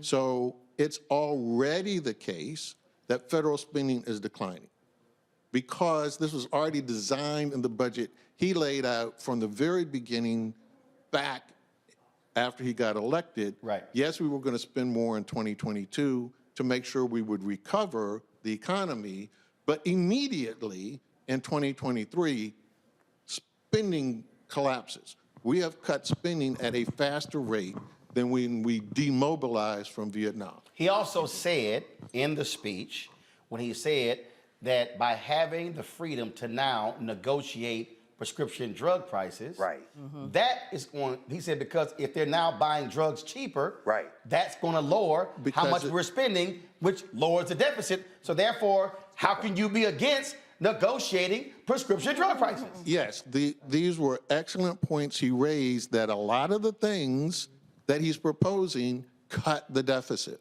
And this is what he did in the Inflation Reduction Act when we came up with cutting these drug prices. But what he also did, we talked about him calling them on Social Security, was to freeze them because they wanted to have an esoteric conversation about the debt limit. Let's be clear again about what the crisis is.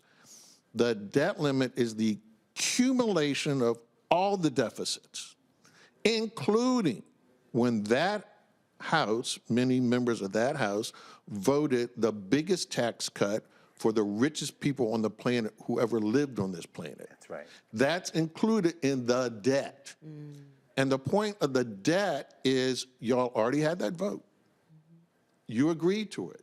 It got signed by a president. It's the law. You agreed this was going to be the debt. That's like you going to the store, pulling out your credit card. Done deal. You already pulled out the credit card. It's too late to argue about, I don't want to pay it. It's too late to say, well, going forward. Exactly. And Bill, who do the people who pay the credit, who do they owe? Who does the government owe? We owe the world. Exactly, including China, which is the point he was making on the domestic. Well, yeah, but let's be clear. The United States has a unique position because we have never, ever defaulted on our debt. Right. This is the argument that Hamilton had with Jefferson. Absolutely. Strong central bank or central finance? Well, no, it was the issue over would we act as a nation to pay off the Revolutionary War debt, or were we going to tell the world, well, that was New York. Well, that was Massachusetts. Right. Well, That's what I that meant. was Virginia. Strong and central bank, so a strong nation, a strong currency, we've never defaulted. Even after the British burned the Library of Congress, the U.S. Capitol, and the White House to the ground, That's right. we repaid the debt. That's right. Never, ever in our history. Even the Civil War, when half the country bolted, That's right. and we ran up the biggest debt we had ever done to beat them. That's right. We repaid that debt. So we've never defaulted, which is why people hold a U.S. Treasury note. As much as people say, you know, these other countries are older than they are not. Germany is a creation of the 19th century. Italy is a creation in the 19th century. There is no currency older than the United States dollar than the British pound. Those are the two oldest currencies. Our currency in its whole history has never been defaulted. So central banks around the world hold U.S. Treasury notes because it's a sure bet. And so what he's saying is, don't play games. Exactly. You cannot play games with that. You cannot play games with that. And so he froze them. That's right. By saying on two things. And also reminded them that they passed the Trump tax cuts, which contributed to 25% of that debt. Yes, precisely. And they can't say they didn't. Exactly. And so what he did was he said, my budget is going to reduce the deficit. And by the way, I keep hearing the way that y'all want to do this is you want to cut Social Security, and he just shut them up on that because now they're confronted with, oh, this is not popular. Right. We don't want to say that. Do not accuse us of that. Right. And the reality is that none of them understand how they could possibly do what they think they could do unless they did that. So now it's like, okay, so he's going to cut the deficit in his budget. He's taxing people that nobody likes. Right. He talked about the stock buybacks. That was very interesting. That's as close as he got to Bernie Sanders when he started talking about that group of billionaires that ain't paying nothing. And then 15%, and then he used the white equivalent of bless their heart. God bless them. and also said triple the taxes on the stock buybacks. That's what Bill's talking about. Because on all companies, because the reality is, when you look at what happened, even when they had the tax cut, Trump and his people kept saying, "Oh, these companies are going to reinvest in the American worker," and the CEOs were like, "No, we're not." Straight, they're like, "No, we're not." Go. I just want to also say that one of the ways that the Biden administration has proposed to pay for some of these things, like he mentioned, to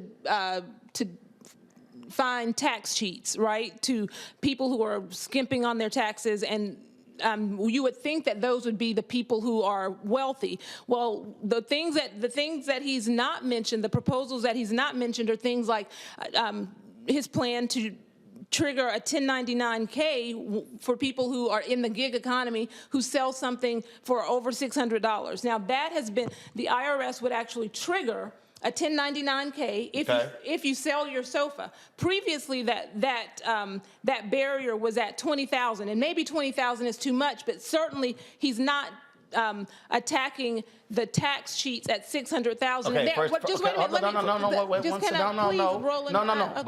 But if you're gonna mention that, you then got to mention, what did the IRS do? It has. They're still trying to push it. But No. What did the IRS do? Right now, it's on hold because of opposition. No. But is it on hold? It is on hold. Okay, but my point is, Dina. Dina, if you're gonna bring something up, you got to bring up what they actually did, so the people who are watching and listening are going, what did they actually do? Let it be fully clear. But let me just, so it's on hold, but it is still a part of his plan. It is still something that he wants to do. This is not about. It is very much about. This is not about little man on the street. It is $600 Okay, all right, okay. It means you will have to pay. It is about. Oh, 1 second. So, Bill, you say it's not about that. Explain. No, because it means, yes, you will not have to pay tax on that, which you're supposed to. But what he really did was increase the size of the IRS back to its former size, so that people like Donald Trump don't get off free. Or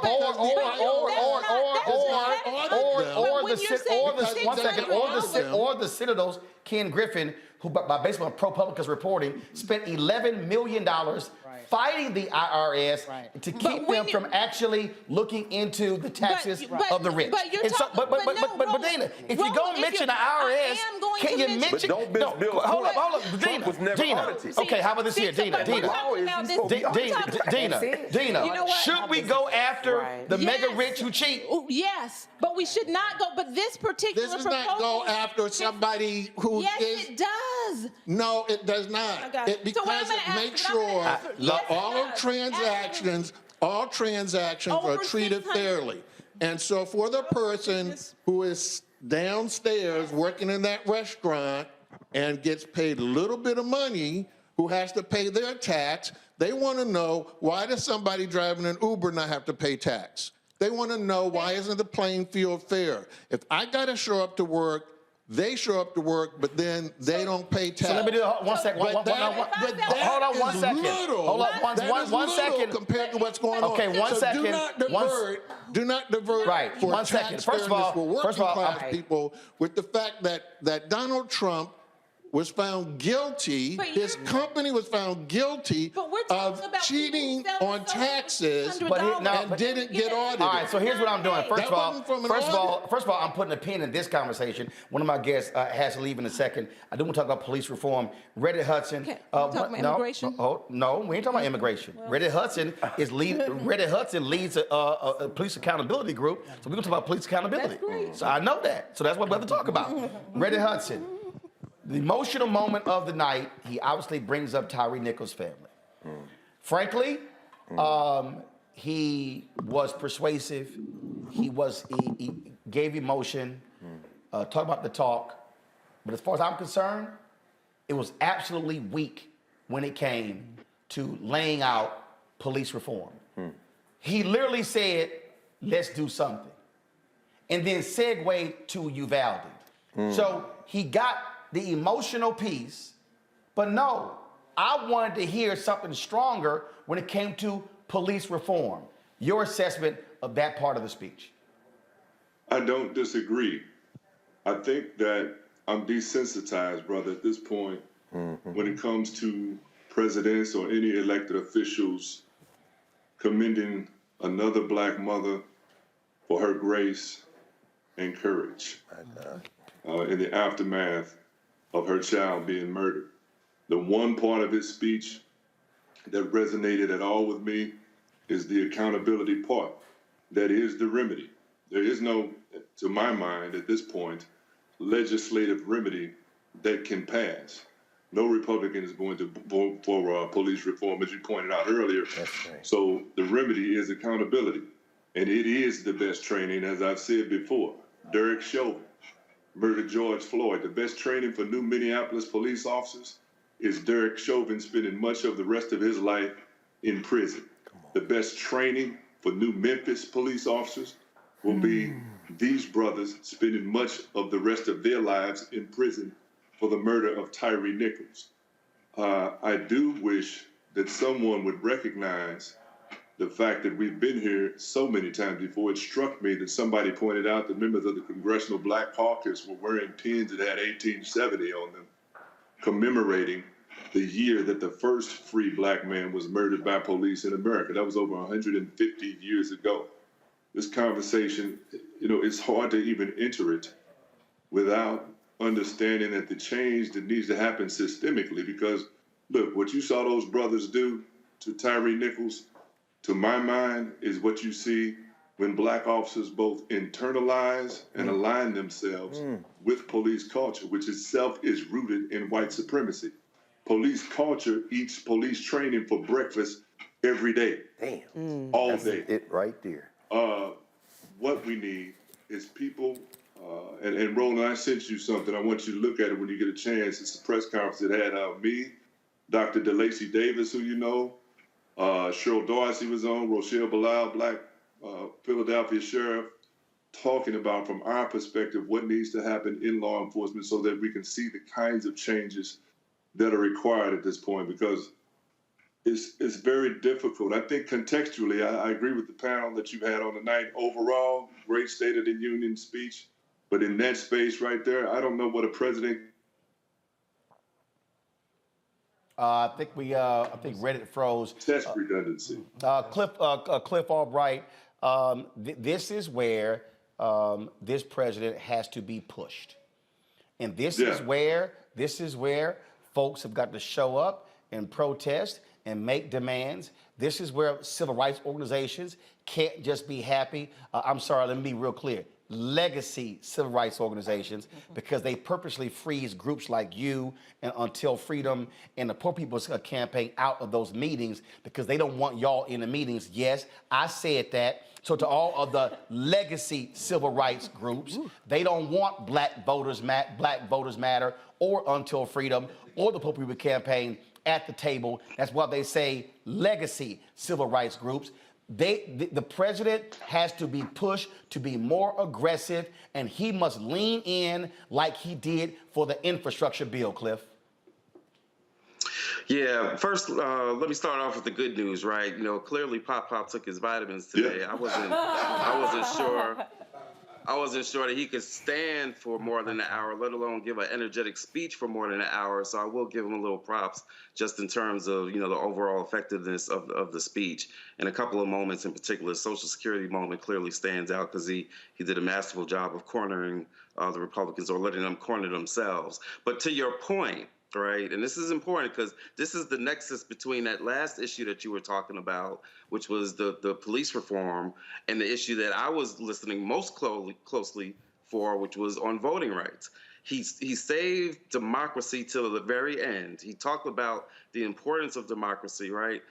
But he didn't actually say voting rights. He didn't say anything about voting rights legislation, right? Oh, it was quick. Every other... It was quick.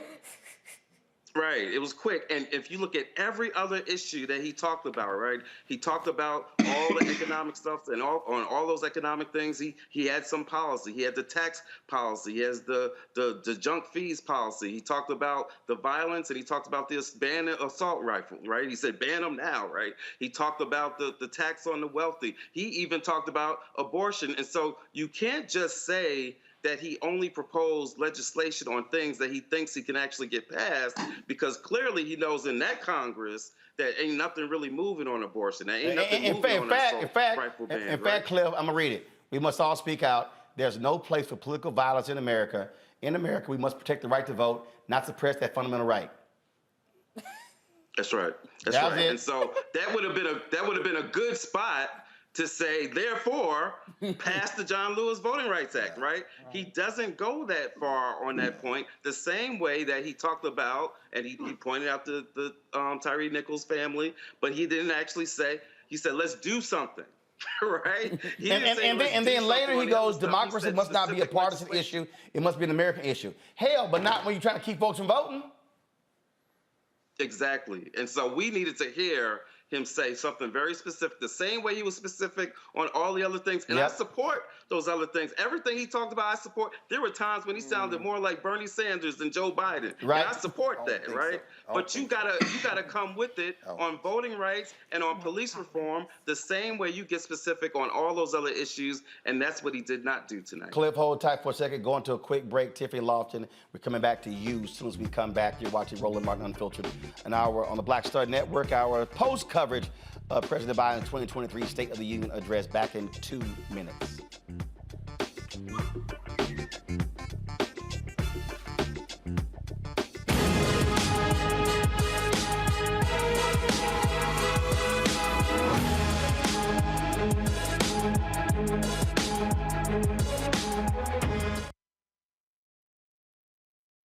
The 54th NAACP Image Awards is airing live on February 25th, honoring outstanding performances in film, television, theater, music, and literature. But this year, Roland Martin Unfiltered is nominated for Outstanding News or Information Series or Special. To vote, head to NAACPImageAwards.net, scroll down to Outstanding News/Information Series, select the category. You have to click on hashtag Roland Martin Unfiltered Black Votes Matter Election Night Coverage. To submit your vote, you will need an email. Only one vote allowed per email. Voting ends on February 10th at 9 p.m. Vote today. Hi, I'm Dr. Jackie Hood Martin, and I have a question for you. Ever feel as if your life is teetering and the weight and pressure of the world is consistently on your shoulders? Well, let me tell you, living a balanced life isn't easy. Join me each Tuesday on Black Star Network for A Balanced Life with Dr. Jackie. We'll laugh together, cry together, pull ourselves together, and cheer each other on. So join me for new shows each Tuesday on Black Star Network, A Balanced Life with Dr. Jackie.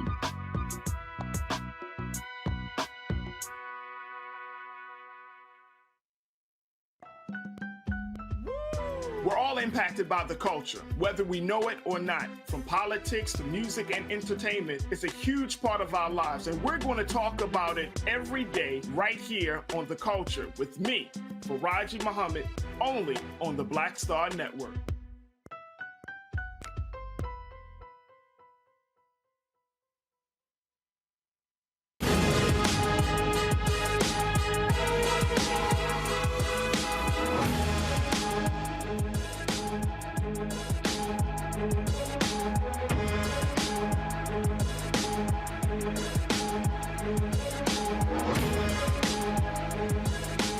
People before you didn't have to, and that's what they don't want to do. All right, folks, welcome back to Roland Martin Unfiltered, our special coverage of 2023 State of the Union speech. Tiffany Lofton, activist, normally somewhere doing headstands. She joins us right now. Yeah, I said it. Tiffany, you sent me a couple of text messages. Your assessment of tonight's speech. I'll agree with everybody else in terms of his hair was slicked back today. The makeup was on point. He definitely rehearsed that speech plenty of times and did a really great job of managing his breath during the speech. I was thankful that he was able to make it 72 minutes for the State of the Union. I disagree with my brother Cliff. Bernie Sanders would have never said I am a capitalist, So this gave me nothing towards Bernie vibes. I voted for Bernie twice. I was extremely bothered to the panelists who spoke before me. Joe Biden did a lot of things tonight where he covered the basis of who he needed to talk to prepare for the next election cycle.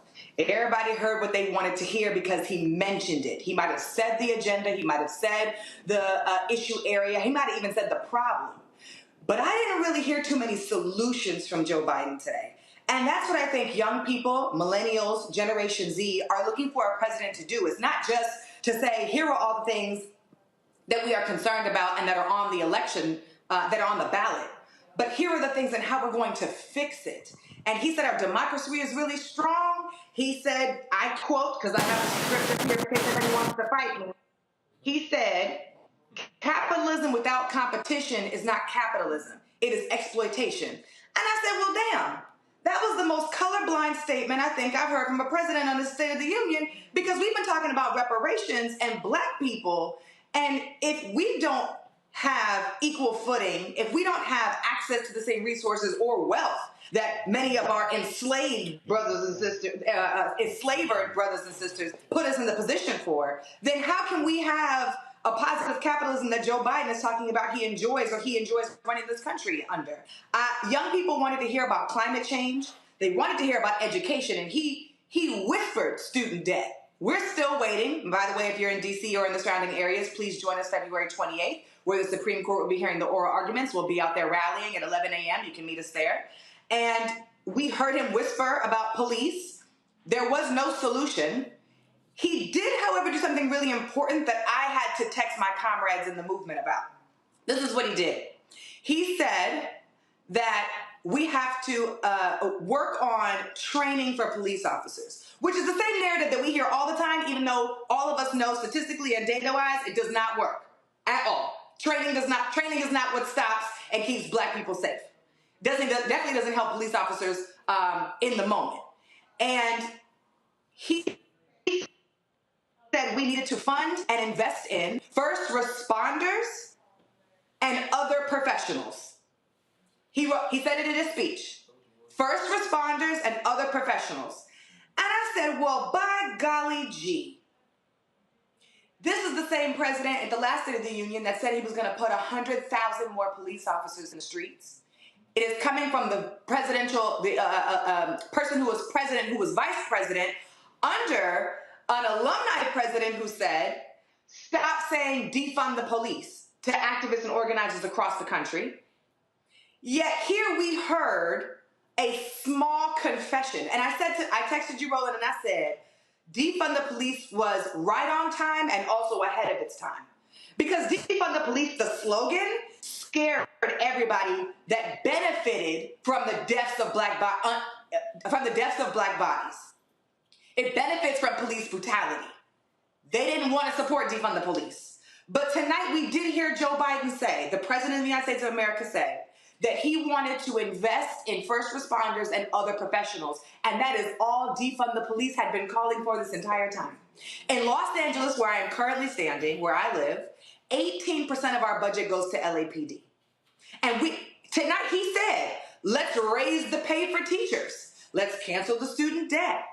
He gave a little bit of if you want to do college, you can. If you don't want to do college, you don't have to. And we can talk about on a different day the state of education in this country. That does bother and scare me a little bit as somebody who went to college and graduated and has $22,000 in student loan debt. But we heard democracy and no voting rights. And I heard nothing about the cost of living and the cost of rent in this country. And Gen Z and millennials are pressed up against not making enough money with fair wages, not having enough union jobs in this country, and paying too much in the rent and too much in the gas and simple daily things. I understand that we need to talk about Social Security and insulin. My father right now, who is experiencing heart failure and kidney disease, right now I am his sole caretaker. I know how important insulin is to my father. I also know how important dialysis is, and right now he needs transportation, and he has health insurance and Medicare, and neither one of them cover his transportation. So we're in a pickle. But I want Joe Biden to address solutions, not just name or drop the key words that get people excited on social media and Twitter. And when we come to the next election cycle, I I told my friend, they said Joe Biden has people's support because he has been helping black people. And I said, he only has their support because we have a lack of options. And when we get more options, the Democratic Party ought to be afraid. Well, so that's all I wanted to say. So we were in the break, and I said this to Greg. And this is what I need folk to understand, and that is when we look at this particular speech and we're talking about issues and what was talked about, and I'm gonna go to you first on this one, and that is when you look at the numbers, Joe Biden will be 82 next year. So as you keep going to 2023, 2024. The group that is hardcore, we know black voters are number 1 and number 2 for Democrats. Black women 1, black men 2. But the group that's the number 1 is 65 plus, but they self-identify. As you go 55 plus, fewer self-identify, 45, 35, you get 18 to 35. So the problem that they have is that the old structure no longer is actually being dismantled. It used to be, we can hit these black churches, we can go to them in August, we can go to these black preachers, get their endorsements, congregations will follow the preacher. Well, what a church is experiencing, dramatic drop in membership. And so what's happening is, and these white Democratic consultants are completely unprepared for this. Yes. You now have to go after black people the same way radio stations, TV stations, everyone else, you now have to micro-target. So what they're not used to is having to market to Bill separately from Lauren separate from Tiffany separate from Greg. They are not used to having to market specifically to black women. They've been ignoring black men. Oh, now I got to market to black men. Yep. And so what you're seeing, and the numbers didn't lie. You saw a dramatic drop-off of black turnout in South Carolina in the last election. That's right. You have seen a dramatic drop-off in turnout in Miami-Dade County, in Broward there in Florida. Milwaukee had a drop of 50,000. And let me be clear, and Cliff knows this here, voter suppression, closing down polling locations, voter ID, the efforts of Ron DeSantis, the Republican governor of Florida, specifically sicking police on formerly incarcerated people. And the charges were dropped. It was done to scare them from voting. That's just a fundamental fact. DeSantis did that. And judges were throwing those cases out. What they're going to have to do is understand, if you don't do what Tiffany's talking about, then he's not going to vote. Yeah. And his margins were narrow in 2020. Yeah. He only won Georgia by 12,000 votes. Look at Arizona as well. And so Trump not on the ballot, it's a whole different deal. You're looking at where it's being completely flipped. They're going to have to know how to talk to black people in a different way, and they're failing at actually doing that. Most definitely, and I feel like they also would not have avoided this red wave if it wasn't for Roe v. Wade and people being so frustrated at that. So I feel like Democrats kind of got lucky in this last election because people were so upset with that. When you look at these young people, they're not watching CNN or MSNBC. I'm teaching my students at American University. They're not following the platforms that we're used to. And so when we're going into this next election, you got a whole bunch of new voters that are going to be coming out in the next 2 years. What are Democrats doing to reach them? And it goes to your point you made when we first started about the labor thing with Kamala Harris. You know, what are they doing to promote this stuff? Because young folks aren't going to the White House feed on Twitter to see what's going on. So are you out there in the social media space? Are you out there hitting people on their phones? If you're not doing these things, going by that old school method, and there's no Republican, sabotage of themselves like what happened with this last time that led to the red wave being avoided, 2024 is not a guarantee. Reese, the thing that I have consistently said, I said this in 2020, I said the moment Biden was inaugurated, I said they better start focusing on the midterms right now. They didn't. And so, look, you could say his speech tonight was the beginning of the campaign. What they should be doing right now, after this speech, they should be holding town halls. They should be having conversations, laying out, this is what we've done. If they try to wait until August of 2024 or September and October, you're playing with fire. And again, if it's DeSantis or somebody who's not Trump, you're going to lose. Yes. However, I think this conversation kind of still doesn't acknowledge the fact that they have done all that. There is a messaging issue because they're up against a very well-funded, organized disinformation machine that is micro-targeting Black voters. They did a study of this in the UK right before 2020, where they showed how through WhatsApp, for instance, WhatsApp is a communication channel that a lot of non-English speakers that they use. And so there were memes disseminating through that, talking about socialism, this, et cetera, et cetera, et cetera. So I don't think that there's a lack of work being done.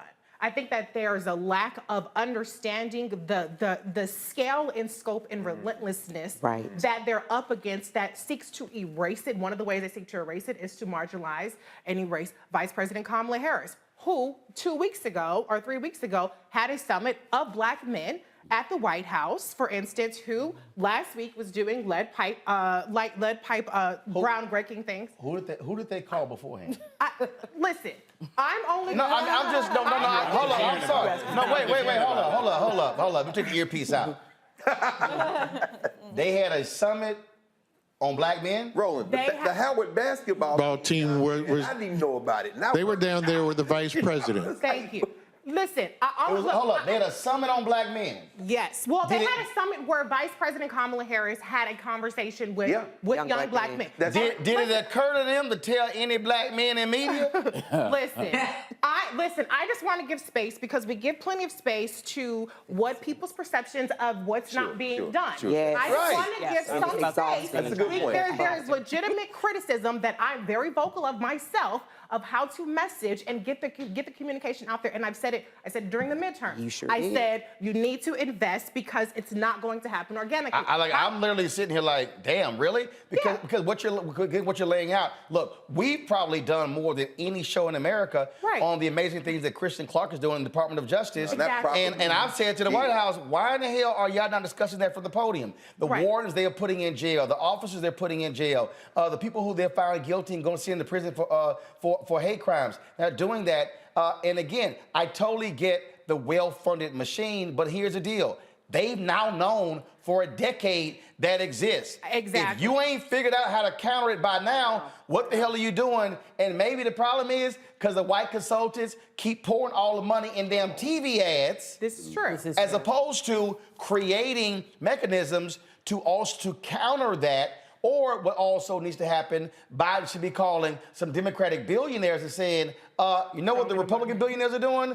Funding alternative media, where y'all sitting here doing animation and playing with entertainment. I gotta go to a quick break. When we come back, final comments. And so let me know how much time we got back. Everybody's gonna get a comment. And trust me, go over your time, I'm gonna hit you with an We'll be back on the Black Star Network in a moment.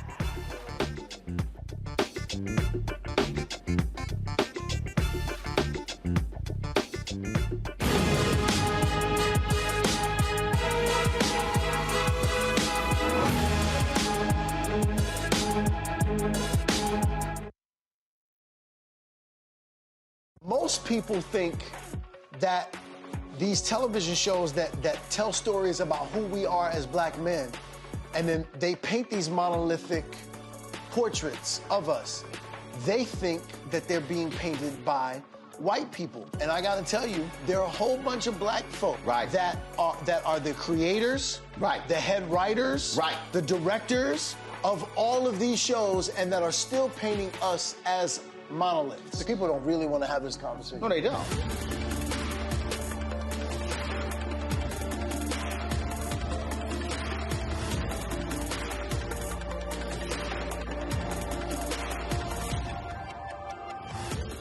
When you talk about blackness and what happens in Black culture, we're about covering these things that matter to us, speaking to our issues and concerns. This is a genuine people-powered movement. There's a lot of stuff that we're not getting. You get it, and you spread the word. We wish to plead our own cause.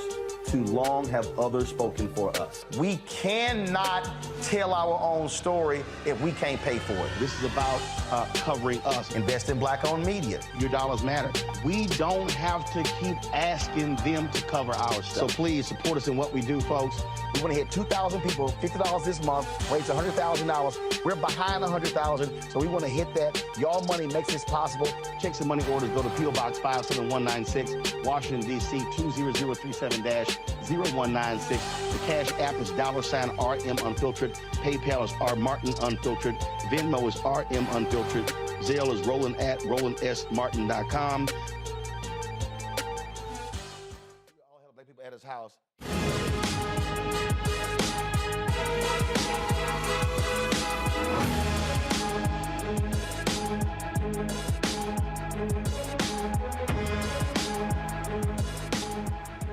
All right, folks, we got 10 minutes before we go to the end of the show. Each person is going to get to say something. I got the clock. If you go long, I'm shutting you down. Erica, you first. Go. Good news. One of the things that President Biden says that we're not bystanders in history. So it's something I say on the show all the time. We need to be checking our voter registration. We all have something to lose. And there was good news in that speech for veterans, people who definitely protect this country 24/7. Reddy Hudson. I wanted to chime in with the sister from Los Angeles. If we want to really address some of the issues we see relative to crime in our communities, it's about funding public education, healthcare, livable wages, and putting communities in a position of stability so that we don't have to engage with officers so much. Got it. Lauren? You stole my thunder there about Kamala Harris. It's Anita Dunn. It's Anita Dunn being against voting rights and Kamala Harris. And that is a serious thing because Anita Dunn was head of SKDK. She knows how to control the machinery of the media. That's why we're getting negative piece after negative piece on Kamala Harris. It's not a secret. The other thing is that, you know, Joe Biden is the right man at the right time at the wrong age. He is 80 years old. He is showing his age. We're seeing flecks of it already. And at some point, there's got to be a family discussion about it because I think in 2 years, it just gets a little bit worse and a little bit worse. And that's why the Kamala thing is a very big deal, because they know it. Team Biden knows it. And can he hang on? Can he beat somebody younger? Does it set up some sort of McCain-Obama type look if you get DeSantis in there versus an 82-year-old man? You got to think about all that. And the obvious alternative is Kamala Harris. So one thing I will say, I do agree with our resident Republican here on a few things here. I was sort of disappointed he didn't go into groceries and gasoline a little bit more tonight. Just practical things that people do think about. Right. But quite frankly, I thought it was a lot better than I ever dreamt. I mean, he was great out there in a lot of ways. Tiffany.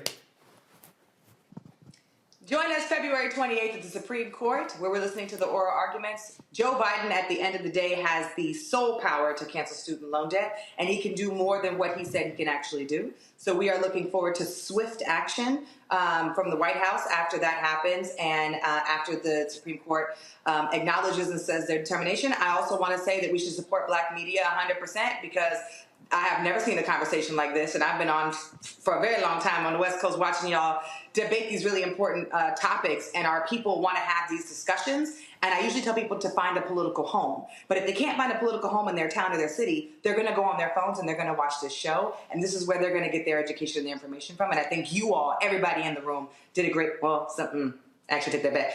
Most of y'all in the room did a really good job tonight. So good to see y'all. Thanks so much. I'm a Congo. This is the time for all of us in our community to double down our efforts now. All of the things we said we weren't satisfied with Biden about tonight, that he didn't spend enough time on voting rights, police reform, we need to hit him hard. We can't wait till beginning of 2024 or whatever. We can't, there's no elections going on right now. So we gotta hit him hard, whether it's through our media, whether it's through our politicians, our grassroots organizations. It's a now or never mentality. If we push him harder, we're gonna get what we want. So we can't give up right now. Tamia? Well, I will say that, as the kids say, he did flex tonight. I was also disappointed that he didn't go deeper on police violence. The other thing I want to say, too, though, is when we talk about engaging Black voters, last cycle, I had a couple of clients who all won. They were all Black candidates. And the important thing, and they did not all represent all Black districts. The important thing to remember is that when we're looking at candidates, we actually have to make sure they're connected to the community, and we have to build campaigns that reflect what the community looks like. To your point, Black consultants that look like the candidate and can guide the candidate the way that they should go in this process. So I think it's very important for us to stay engaged and active and hold our leaders accountable. And like you said, I was going to say the same thing, making sure that we are advocates and we stay active with our president and what's happening in 24. Bill? Well, I was very pleased with him on the economy He did mention issues of affordable housing, the problem that seniors have with housing. He can't do it all in a speech. He can't lay out all the legislation. So I was happy that he touched on most of the key economic issues. I do think that we have a big problem. The media was so quick to sop up a Republican complaint about him and then change the cycle. He does have to figure out a better way to control the news cycle, to be more assertive. We were also happy when we woke up and found out I do not have to hear this idiot as president. But now the president seems not present as much. And so now that we have a president I actually want to hear from, they do need a strategy to make sure that we hear from him and that he dominates the news cycle because his message is important and fighting misinformation, getting us to the right spot on understanding the complexities of what we face. It's important for us to hear from him. Dina? First of all, thank you for having me. I love being the elephant in the room. And before I come on air, I always pray Psalm 19:14 that the words of my mouth glorify God. And so this screaming match that just happened, that doesn't honor him, and I apologize. I don't ever want to present misinformation, and I also support Black media and diversity of thought. So if you go to bpalivewire.com, that is a website, a platform that my sister and I host. And on bpalivewire.com tomorrow, we will share some of the information about conservatives and Republicans actually voting for CHIP, actually endorsing and passing legislation that empowers and funds community health centers. We'll talk about everything from, we want to talk about the over 90 executive orders that President Biden instituted that took away the Trump administration's immigration reform that's leading to this open border. So we'll talk about those things. We also encourage you, of course, always to support Roland and these conversations and fund him there. BPA Livewire is actually free right now, so bpalivewire.com for diversity of thought in the Black community. Great. Thank you, Roland. And this is so very important. Nobody's going to hear this anywhere else. I would just say I agree with you, Lauren. I mean, he's too old. And the whole political landscape changes. We know this whole thing could be changed in a year, whether he runs again or not. We heard tonight a commercial. Most of my students, like yours, Congo, they didn't watch this. And so we better listen to what Tiffany is talking about. The shrinking participation of voters combined with voter suppression, there's a very small margin for error. Democrats just moved their primary South Carolina up first. This could be a free-for-all by the time we start running for president. And so Kamala Harris being undermined from within is a problem. Now, can she win? We don't know. But we know one thing, finally, on the Republican side, there's no guarantee. Andrew DeSantis has no charisma. He's going to be in the field with Nikki Haley, maybe Tim Scott, maybe Mike Pompeo, maybe Mike Pence. But if they're all in, that means Trump could very well be, in fact, will probably be the nominee if he's not in jail. Shout out to Fannie Willis and Tish James. But the point is that at the end of the day, what we are facing is a map that we can only begin to try to predict about what's going to happen next. And what Joe Biden did tonight is make a series of commercials that he thinks is going to get Democrats across. And as I end, I would say people need to listen to you, Roland, because if that is the roadmap they lay out, they're setting themselves up for what Cliff has been fighting against and what Tiffany's been fighting against and what you've been trying to tell them, which is you better listen to some Black people. Final comment. There was this great scene in The West Wing, my all-time. You didn't speak? No. Oh, you didn't? No, Reese. Go. I thought you did. No, I Hurry didn't. up. Go. No. You didn't speak? I thought you did. Go. Okay. We've talked a lot about the Democratic strategy, the White House strategy. I just want to challenge us, because we're about civic engagement, I just want to challenge us to be engaged as well. Yes. In the things that we say we care about, seek out the information on that, because it is out there. It's not digestible. It's not necessarily easily available, but it is out there. And then we can help spread the priorities and the receipts for what's being done out there far and wide. One of my favorite shows was The West Wing. There was this great scene where there was a Latino politician, and the White House got upset because he was sitting courtside with another Democrat, and they called him in and they said, hey, what were you doing? He said, I was at the game. And they said, we gave you all of this last time. He said, that was last time. What do I get this time? Yes, sir. The reality is this president needs a return on investment to black people. And that is, he ain't president without black people in South Carolina. He ain't president without black people all across the country. That's right. And so the bottom line is, he has to be pushed. He has to be pushed as aggressively as possible.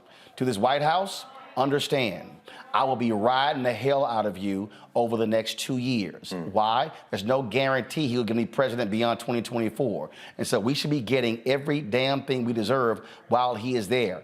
Everything. And so understand, you are going to be hearing from us a hell of a lot more. And if you can't handle the heat, well, then you might want to go find a new job. Folks, thanks for watching. We'll see y'all tomorrow right here on Roland Martin Unfiltered on the Black Star Network, where we keep it real, keep it black. Be sure to support us in what we do. Your dollars actually make all of this possible. Paying for staff, this office and everything. Check your money orders, P.O. Box 57196, Washington, D.C. 20037-0196. Cash App, $RM Unfiltered. PayPal, R Martin Unfiltered. Venmo is RM Unfiltered. Zelle is Roland at Roland S. Martin. Roland at RolandMartinUnfiltered.com. Thank all of our panelists for being here. Everybody who's via Skype as well. We have more tomorrow. Jackson Mayor Chokwe Lumumba was going to be on. The Republicans in Mississippi in the State House have passed a bill to create a separate court system and a separate police force to govern all of Jackson, Mississippi. You can't have a nearly all-white legislature trying to control a majority black city. We'll be discussing that tomorrow. That's Republicans in Mississippi. We'll be dealing with them. Y'all know how we gonna do that. What, he broke the record? Yes. Oh, so LeBron James broke the all-time scoring record? Okay, all right. That happened while we were live as well. I'll check SportsCenter when I get home. Y'all know how we end the show. Holla! Yeah, I got a text. They